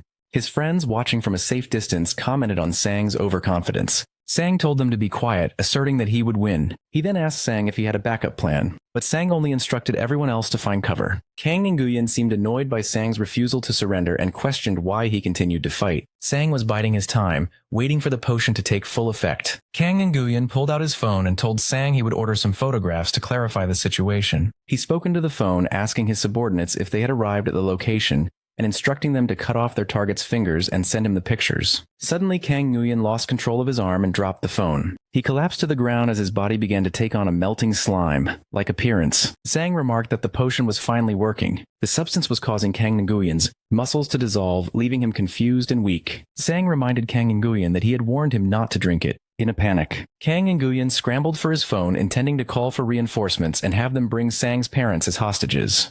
With his arm visibly deteriorating to skin and bone, Kang Nguyen threatened that Sang's parents would die if he did not receive an antidote. However, a voice from the active call on the phone interrupted him. The person on the other end reported that Kang Nguyen's men had attacked the wrong family and had run into the Kynis guild. A large bearded man from the guild had defeated all the intruders. It was this man who had knocked on the door of Sang's parents, while holding a man in one arm. Sang's father inquired about his son's condition. Sang confirmed that he was unharmed. The men outside still showed an intention to fight. But at that moment, a man named Kang Nguyen received a phone call. After looking at his phone, Kang Nguyen began to scream, as his body appeared to transform into a zombie-like state, without any action from Sang. Sang grabbed the transformed Kang Nguyen and advised him to conserve his energy just to breathe. He then seized Kang Nguyen's arm and warned him never to touch anyone he cared about, concluding the confrontation. A woman nearby watched the scene in shock. Sometime later, Sang went to the hospital to speak with Junmo. Since visiting hours were over, he entered the room through the window. Junmo noticed blood on Sang's face and asked what had happened. Sang explained that he was fine due to his regeneration ability, and warned Junmo that the group known as Silver Moon was not finished with them yet. He then asked Junmo for his opinion on whether he should undergo a re-evaluation for his hunter ranking. Junmo agreed, noting that Sang's rank had already increased after the portal incident, but he had not completed any official reclassification tests since then. Sang explained that he previously had no interest in power itself, as his only goals were to become strong enough to protect his loved ones and to pay for his sister's hospital bills. Junmo asked what had changed his mind. Sang reasoned that if he held a higher classification like A rank, Silver Moon would not have dared to attack them or the JM agency office. This was why he now sought a higher rank. Junmo agreed it would be great for the agency's publicity, but cautioned that it would also attract significant attention and could lead to more frequent confrontations. Sang confirmed that his decision was final. The scene shifts to Sang arriving at a facility to retake his evaluation. An evaluator named Sang Woo, who possessed a cloning skill, asked Sang if he had come alone, remarking that the test was normally taken by a group. Junmo had previously explained that lower-ranked hunters are tested in groups because monsters are typically stronger than a hunter of the same rank. But Sang's abilities were an exception. Sang simply informed the evaluator that he had always operated alone. Sang Woo explained that to be re-ranked, Sang needed to kill a monster, one classification above his own, and submit proof to the association. Sang asked if it was possible to skip the DC and B rank tests at once. The evaluator denied the request, stating that a hunter can only register for the test immediately above their current rank. Sang then asked for his assigned monster. The evaluator told him to kill a fishman, warning that its skin was extremely tough and impervious to bullets. After receiving the assignment, Sang walked to a chair, sat down, and began looking at his phone. 2 hours later, Sang Woo saw that Sang had not left for the hunt, and wondered if he was serious about the test. At that moment, Sang stood up and walked back to the evaluator's desk. Sang Woo asked if he wanted to cancel the test. Sang replied that he had already hunted the monster. when the evaluator asked for clarification. Sang confirmed that he had killed the fishman and had already submitted the proof. Sang requested to be registered as a Class D hunter. The association employee was skeptical, pointing out that Sang had been sitting in front of him drinking coffee and that it was impossible for him to have completed the prerequisite hunt. The employee, who had not seen Sang leave the building, was unaware that one of Sang's clones had gone to the hunting ground. He told Sang to check the confirmation himself, as it had already been sent by the hunting ground. The employee then reluctantly checked the system and found official confirmation that Zhang Sang-woo had successfully hunted a number 5 fishman. Confused by the result, the employee called the hunting field to verify Sang's activity. The staff on the other end confirmed that Sang had indeed hunted and killed a monster there. The employee wondered aloud if the system had malfunctioned. Sang, who had been waiting patiently, asked if there was a resolution. The employee, privately suspecting some form of deception, agreed to process the rank upgrade. The employee officially promoted Sang to Class D, but informed him that he would report the unusual circumstances of the test. In response, Sang immediately asked to be registered for the Class C evaluation. Later at night, a girl was walking with a bag of crystals while talking to Sang. She apologized to him, admitting that it was her fault JM had been attacked. She then confessed that she was the one who had stolen the crystal jewels from the field. Upon hearing her confession, Sang's expression grew serious. The girl became frightened, questioning why she had told him the truth after witnessing his previous actions. However, Sang reassured her, stating that the blame was not hers, but belonged to those who had tried to harm him and his family. He told her not to worry. He clarified that the matter of the stolen crystals was an issue between her and Silver Moon, and that he would not get involved. He also noted that she was unaware of what Silver Moon and Haesong had done to her. The girl, trembling, put on her hat, thanked him, and quickly ran away. Back at the Hunter Association, the same employee informed Sang that he had passed the evaluations for both Class C and Class B. Sang stood up and stated that he was finished for the day. Surprised, the employee repeated his words as a question. At that moment, another official arrived and commented that Sang had finally done it. The first employee asked if he knew Sang, and the second man confirmed that he did, identifying Sang as the individual with the unique permission to enter multiple hunting fields at once. The second official elaborated, mentioning the doctor who had evaluated Sang's skill. He recounted that the doctor was so deeply affected by what he saw that he told everyone about the unique ability. The official remarked that it was strange Sang had not ranked up until now. He predicted that the news of a hunter advancing from Class E to Class B in a single day would cause a major stir in the hunter community. A week later, newspapers were filled with stories about the hunter nicknamed Clanudo. The reports detailed his unprecedented promotion from Class E to Class B in one day, calling it the fastest rank up in history. The public learned that his clones were real entities, not illusions. During this time, Sang received a payment of $5 billion. Sang was shocked by the sum of money. Taewon explained that it was his payment for a successful mission. Sang protested that the amount was too much. Taewon clarified that while he had initially framed the request as a favor, it was a formal job. He insisted Sang accept the payment, arguing that no one else would have taken the mission, and the problem would have remained unresolved without him. Taewon concluded by inviting Sang to visit the guild in the future. Sang collapsed to the ground, overwhelmed with relief. He realized his financial concerns were resolved, and that he now possessed enough money to care for his sister. He decided he would use the funds to hire the S-rank healer known as Bless. Sang imagined his first meeting with the healer, picturing himself grabbing the man's legs and begging with such intensity that the healer would be compelled to accept the job. Meanwhile, the leader of the Silver Moon Guild was angered by Kang and Guyon's defeat. He questioned the strategy of seizing all of the Yolo Guild's assets, as it left them with no one to process their crystals. The leader resolved to destroy the incriminating documents to conceal their activities. At that moment, a woman named Yang Jue Cheol appeared. She commented on the leader's strength and accused a person named Chicago of stealing a stash of items. The Silver Moon leader suggested there had been a misunderstanding and proposed a conversation, but he simultaneously attacked her with a punch. She parried the blow with her claws. At the Kynis Guild office, Junmo met with Taewon and other members. He thanked Taewon for sending agents to protect Sang's family. Taewon correctly deduced that Silver Moon was the attacking party. Junmo confirmed this and stated that he did not consider the conflict to be over, especially with the involvement of Kenjin Ho. Taewon acknowledged Kenjin Ho as the vice leader of Silver Moon and recalled that Sang had left Kang Nguyen in a permanently incapacitated state. It was then revealed that Yunmo had previously managed Kang Nguyen when he worked at the Hai Song Guild. The connection between the Haesong and Silver Moon guilds was already well known. Yangdu Chaol then arrived at the Kynis Guild office. She reported that the members of Silver Moon, whom she called bastards, were manufacturing crystals and jewels to supply the Haesong Guild. She handed over files to Junmo as proof. She greeted Junmo, stating she had heard a lot about him and referred to him as a crazy man. In response, Junmo mentioned he was aware she had recently visited Silver Moon.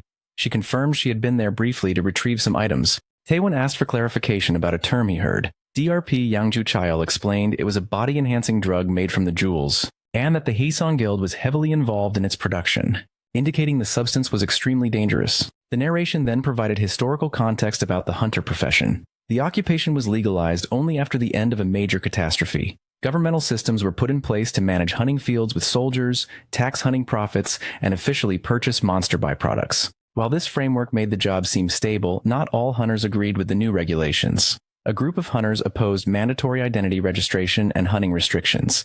These individuals formed their own clandestine society, operating in secret and using illegal weapons to protect their income. It is revealed that Yangju Chil is a member of this underground society. The scene shifts to her arriving at a bar with a large quantity of crystals. The bartenders were visibly shocked by the immense amount she had brought with her and advised the woman against retrieving the items. She smiled and explained that she had found them left at the station. In response, Sang frowned. Suddenly, a group of men appeared and approached a woman named Wu Haiyan, informing her that she was to come with them. The men were likely from a guild. Wu Haiyan attempted to ask the bartender for help, but he refused, explaining that the men were threatening his family. At that moment, another individual stepped forward to intervene. One of the men questioned the newcomer's identity and his formal attire. The newcomer confronted the man and told him to back off. When the man tried to reply, he was punched in the jaw. As he began to retreat, he noticed that Sang had arrived at the scene. The narrative then shifts to a flashback. In the past, Sang had informed Wu Haiyan that he would assist her now that she was part of the GM agency. He instructed her to attempt to sell the crystals she had collected, predicting that their opponents would take the bait. The scene changes to an undisclosed location, where the master of the Haesong Guild, a man named Shin, was being searched by guards. He was informed that he had 10 minutes. He left, as the door was opened for him. Inside, he met a woman known as the Oracle. She acknowledged his presence, and Shin asked if his arrival was unexpected or if she was toying with him. She stated that she knew what he wanted and her answer had not changed. She advised him to give up and be satisfied with his current life. Shin became angry, reminding her that she had once prophesied that all powerful people would one day bow to him. The Oracle explained that his fate had been drastically altered because of another individual's influence. Shin demanded to know who had interfered with his destiny, but she claimed to have no knowledge of their identity. The scene returns to Sang, who was questioning one of the captured men. Sang held up a phone and demanded the password. Calling the man a fool, the captive refused to cooperate, stating that he would rather die. Sang assured the man he would not be killed, but instead be handed over to another group of menacing-looking individuals who were also present. The captive began to sweat nervously. Meanwhile, Shin Jin-wook, the leader of Haesong's Team 1, received a call. The caller reported that he had secured the crystals, and Shin Jin-wook instructed him to take them to Factory 3. He then asked why the caller's voice sounded strange, but the man on the phone claimed everything was fine and that his team was heading to the factory now. Shin Jin-wook concluded by reminding him to monitor the DEP production. Sang had been listening to the entire phone conversation. He remarked that everything was going perfectly and then demanded the captive reveal the factory's location. The man protested that he would be killed if he told him. In response, Sang addressed the group of menacing men, announcing that the captive wanted to go with them. At this, the men drew their knives. After this threat, the captive provided the factory's location. Sang then instructed Wu Haiyan to send the address to a person named Junmo. She thanked Sang for his assistance, but he showed little reaction. A woman approaches Sang and asks him to play a game. She mentions having seen news about the Clanuto and asks if this is the reason his companions all look the same. Sang confirms this, and the woman asks if he was paying attention and if he knows her name. He replies that he does, identifying her as the potion maker. The woman Kim Woo-hyan playfully pretends to choke him, before asking where his clones are. Sang explains that they are busy as he had left them to have a barbecue while he ran errands. Upon receiving the audio from Sang's conversation, Junmo recognizes the voice of Shin Jin-wook, the individual behind their recent problems. This confirms for both of them that Shin Jin-wook and his associates are involved. Kim Woo-hyan explains that there are 5 crystal suppliers for the Haesong Guild. With Silver Moon taken down, Redtail and other guilds, all at least rank B, still remain. Junmo questions why they do not target Haesong directly, as selling crystals is illegal. She acknowledges the idea but points out the difficulty, as Haesong is led by the strongest hunter in Korea. Wanta advises Junmo to be cautious and avoid walking alone. Junmo agrees and says he will also warn Sunwoo. Taewon remarks that Sunwoo likely does not need such a warning, as it seems improbable that anyone could successfully kidnap him. Junmo then sends a message to Sang confirming that the material is a component for a drug called DP. He tells Kim Woo-hyan to remain at the office until the situation is resolved. She asks if the office trashed by Silvermoon has already been repaired. Sang replies that she will be surprised when she sees the new office. Junmo arrives to show Kim Woo-hyan the new extensively renovated office, which now includes new meeting rooms and a fully equipped laboratory specifically for her. Junmo also points out that there are rooms in the back where she can stay if needed. as she reacts to the offer. Junmo receives a phone call, and his expression changes drastically. The call was to inform him of an emergency at the hospital, requiring Sang's immediate presence. Meanwhile, in Silvermoon's storage room, a man stands over a pool of blood on the floor and calls for someone to come out. A slime-like entity emerges from the ground, followed by several masked figures. The man asks for the location of Yangju Chil,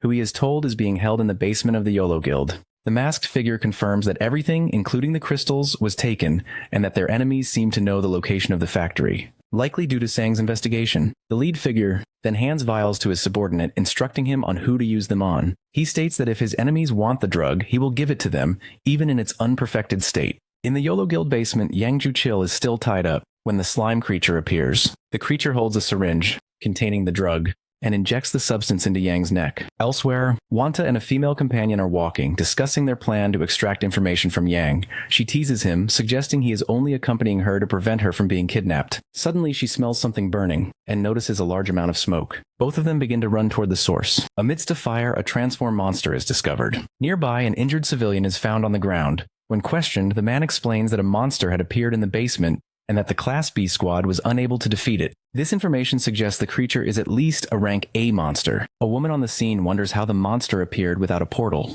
She then recognizes a distinct scar on its face and identifies the creature as Yangju Chil. In a separate location, Kongan is in a hospital bed in a weakened state. A masked individual appears and prepares to inject him with a substance. A woman carrying a digital panel confronts the intruder, telling him he will not be allowed to do as he pleases. The masked man vanishes and reappears beside her, threatening to use the injection on her instead. Just then, Sang arrives and strikes the man with a shoulder tackle to the chest. Meanwhile, the battle against the monster, Yangju Chil, rages on, causing explosions and destroying buildings. The fighters are perplexed because they knew Yangju Chil is a strong rank B hunter, not a rank A monster. One of the women recalls a past conversation about a substance called DEP, which was used for body enhancement. Seeing the transformed Yangju Chil, she realizes the connection and deduces that their enemies are likely targeting the Silver Moon Guild. This means Kongan is also in danger at the hospital. It is revealed that Siana, the woman with the digital panel, had contacted Junmo, who in turn alerted Sang, enabling his timely intervention. During the fight, the monster roars. A female hunter summons a creature resembling a nine-tailed fox, which fires an energy projectile that pierces the monster's chest. The creature retaliates with a punch, but another fighter named Wanta severs its arm before it can land the blow. The monster attacks again, revealing a cybernetic arm, and uses a powerful move to knock both hunters back. They recognize the technique as one of Yangju Chil's signature attacks, confirming his identity. Suddenly, an older man wielding a flaming sword appears and strikes the monster. He is identified as Aegon, the leader of the Soul Guild. He approaches the two fighters and demands that Wana explain the monster's origin. Back at the hospital, Sang tells the masked man that only doctors are permitted to use needles. He then attacks, but the man blocks the blow. The masked man asks Sang how he knew he was there. Sang's female companion attempts to attack with fire, but the intruder nullifies her power with a simple hand gesture. Sang then attacks from above with a powerful kick that sends the man flying and breaks his arm. Afterwards, Sang and his companion stand facing their opponent. A girl thanks Sang for his quick arrival. The masked man, observing Sang's power and the appearance of his clones, remarks that he now understands how Kanjin was defeated. The clones, larger in stature than before, glare at the masked man. He acknowledges that Sang is trying to provoke him into a fight, but states that he is not foolish enough to engage all of them. As he disappears, he promises to see Sang again, adding that a person named Vegas is moving towards Sang's sister, who is in the mana absorption intensive unit. The threat against his sister causes Sang to react angrily. Following this confrontation, the recent monster outbreak in the city is officially resolved by the leaders of three guilds, Soul, Yolo, and Kynis. A man named Gun tried to inform the public that someone named Haesong was responsible, but his claims were dismissed. The official story became that a simple containment breach had occurred, absolving Haesong of any involvement. Another individual also attempted to reveal the truth, but their efforts were futile. Investigators later located the crystal's original position, but the site was deserted upon their arrival. The DP production facility was also found completely empty. For a time, humanoid monsters were reported appearing throughout the city, but they were consistently defeated. Eventually, the sightings stopped and the public forgot about the incidents, leaving the matter as an unsolved mystery. Sometime later, Sang speaks with Junmo, stating that they need a bodyguard. He explains that he has been considering this since the Silver Moon incident, deciding that safety must be prioritized over hunting efficiency. Junmo correctly assumes Sang plans to use his clones for this task. Sang confirms this is the only viable option as he lacks the funds to hire a hunter powerful enough for the job, needing to save money for his sister's treatment by an S-rank hunter. Sang details his plan for the clones. One will guard his parents at home, 2 will remain at the hospital with his sister, and a 4th will be stationed at Junmo's agency. 2 additional clones will be dedicated to continuous training and exercise. This leaves the original Sang free to act independently. When Junmo asks about the 7th and final clone, Sang reveals he has dispatched it to a familiar location, the Kynis Guild's training grounds in Odin's Tower. Inside the tower, the clone uses a megaphone to announce its presence, luring out nearby monsters. Invisible creatures begin to charge at its position, followed by the appearance of a horde of monsters identified as Spawn V30. In response, the clone consumes a potion, which causes a large explosion. The scene shifts to the opening ceremony for the Korean branch of the Hunters Academy, led by its president Haksu. The Academy's stated mission is to support low-rank hunters by providing free skills training and methods to increase their item drop rates. It is open to all hunters regardless of rank or talent, offering them the chance to train with veterans. The Academy also promises that the student with the best performance at the end of the year will receive an elixir, though its properties are not specified. Meanwhile, at the Chiam Agency's private gym, Sang and his clones continue their training. Sang struggles with his training as the 250-kilogram dumbbells he uses are no longer sufficient to increase his strength. He is unable to find heavier weights for purchase, such as 1-ton dumbbells. While watching television, Sang sees a broadcast about the opening of a new academy branch. He dismisses it as insignificant until the announcers reveal the grand prize, a legendary elixir highly sought after by hunters around the world. Although he is unaware of the elixir's specific properties, Sang's interest is immediately captured. The broadcast shows the Hunters Academy, a grand institution designed to look like a European castle. Its motto promises that any student can learn new skills and overcome their weaknesses by trusting in the academy system. Feeling skeptical, Sang asks his acquaintance Junmo if the elixir prize is real. Junmo confirms that it is, explaining that the academy is offering it to attract applicants from every country. Sang finds it strange that a mere academy branch would possess such a rare item. Junmo corrects him, stating that the institution is significant because it was founded by George Lucas, who was known as the only jumper. Sang remains puzzled as to why George Lucas, the owner of one of the world's largest corporations, would establish an academy and give away an elixir. Junmo agrees that the motive is unclear, but speculates it is an effort to reduce the power gap between low-rank and high-rank hunters. By improving the abilities of average hunters, they could reduce casualties during monster-related incidents. Junmo also adds that the academy seems to prefer applicants with weaker skills. Hearing this, Sang regrets having worked to raise his rank so quickly. However, Junmo reassures him that he may still qualify for admission based on other criteria. Junmo then points out that Sang's low-quality skills are an advantage. His main abilities, Strong Strike and Magic Bullet, are both F rank, whereas a typical B rank hunter would have around 70 skills of various grades. Sang has managed to advance using only his base stats and his clones. Patting him on the shoulder, Junmo tells Sang that his lack of quality skills makes him a guaranteed candidate for admission.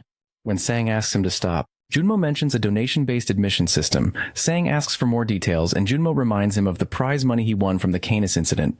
Sang considers the cost, believing that even 5 billion won would be a worthy price to cure his sister with the elixir. Later at an event, the Academy's president gives a speech. He publicly acknowledges Sang, stating it is an honor to have him. Embarrassed, Sang replies that he is not special, but the president praises him and reveals that Sang donated 2.5 billion won to the school. Sang thanks him, but privately feels the situation is suspicious, as if he simply bought his way in. He reaffirms to himself that he would pay up to 10 billion won to acquire the elixir. Around him, other guests whisper, identifying him as Zhang Sang-woo, the clone user, and wondering if he is a clone. Sang ignores them, thinking that with his current level, he is confident he can reach the end of the competition. The director announced that 2 B-rank hunters would be enrolling in the academy that year. Sang learned that the second B-rank hunter's identity was confidential, but that this individual was supposedly as famous as he was. Sang immediately recognized this new student as competition for the elixir he intended to acquire. During the orientation, Professor Kang Hee-suk was introduced as the instructor for a class called Basic Food Magic. Since it was the first day, no formal classes were held. Sang was curious about the other B-rank hunter, but remained focused on his goal. Later, a student announced a welcoming party for the new students at Bargorium. Sang decided to attend, thinking it would be a good opportunity to identify his competitor. At the bar, Sang found the venue to be very crowded. He was quickly surrounded by other students, particularly a group of women who recognized him. They asked if he was the clone user who had killed the monster, expressing their admiration for his accomplishments. They then asked him to demonstrate his ability by creating a clone. Sang declined, stating that his clones were currently occupied with a mission. He used the opportunity to ask the students if they knew the identity of the other B-rank hunter. They were unaware of any other B-ranker enrolling and said that online news had only mentioned Sang's admission. Sang concluded that the other student was deliberately keeping a low profile and was probably not at the party. Deciding to leave, he announced his departure to the group. The female students urged him to stay and offered him a large alcoholic beverage. Sang consumed the entire drink, thanking them, and left the bar, leaving the others surprised. Due to his poison resistance, the alcohol had no effect on him. As he walked, he reflected on how his life had become more serious, leaving little time for socializing as he had with friends in the past. While on his way, an individual in a cap approached to ask for directions to the student party. Sang provided the directions and mentioned that the event was still in progress. The person asked why he was leaving so early. Sang explained he was heading home because he didn't know anyone there. He then recognized the person's voice, just as she asked if he would like to have a drink with her. The person was Jan, a former student of his. She confirmed that he should recognize her. Sang asked why she was at the academy, and she revealed that she was also a new student. He questioned if this meant she had failed the university entrance exam he had helped her study for. Jan avoided answering, instead commenting on the cold weather and reiterating her desire for a drink. Sang understood that he needed to stay and have a drink to obtain the information he wanted. The woman requested a drink, and Sang asked about her test results, suggesting that she had failed. She denied this, clarifying that she had successfully passed her exam. Confused, Sang asked why she was at the academy if she had passed her university entrance. She explained that becoming a hunter was her real dream, and she had only applied to university to satisfy her parents' wishes. Her personal goal was always to get a hunter's license after graduation. The new academy provided her with an opportunity, and she managed to convince her parents to let her enroll despite their concerns. They warned her it was dangerous, but she persisted until they agreed. She then asked Sang to explain his own reasons for being at the academy, addressing him as professor.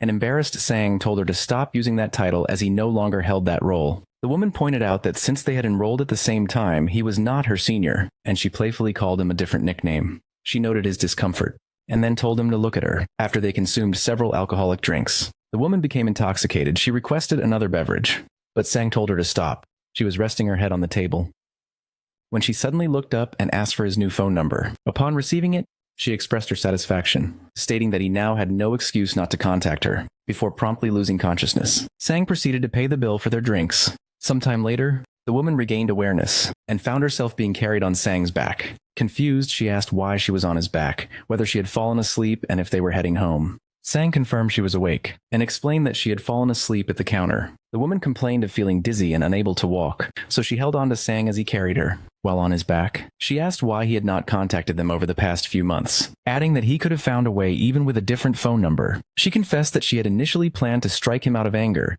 but she could not bring herself to do it after seeing him.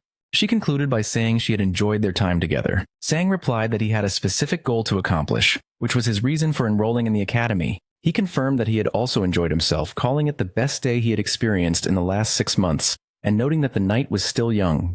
He elaborated on his recent actions, describing himself as fundamentally lazy. He was afraid his determination would fade if he continued his old lifestyle, which would lead him to repeat the same mistakes and regrets. Believing that people do not change easily, he severed all of his past relationships to maintain his focus. He then assured her that she was still important to him and handed her the cap.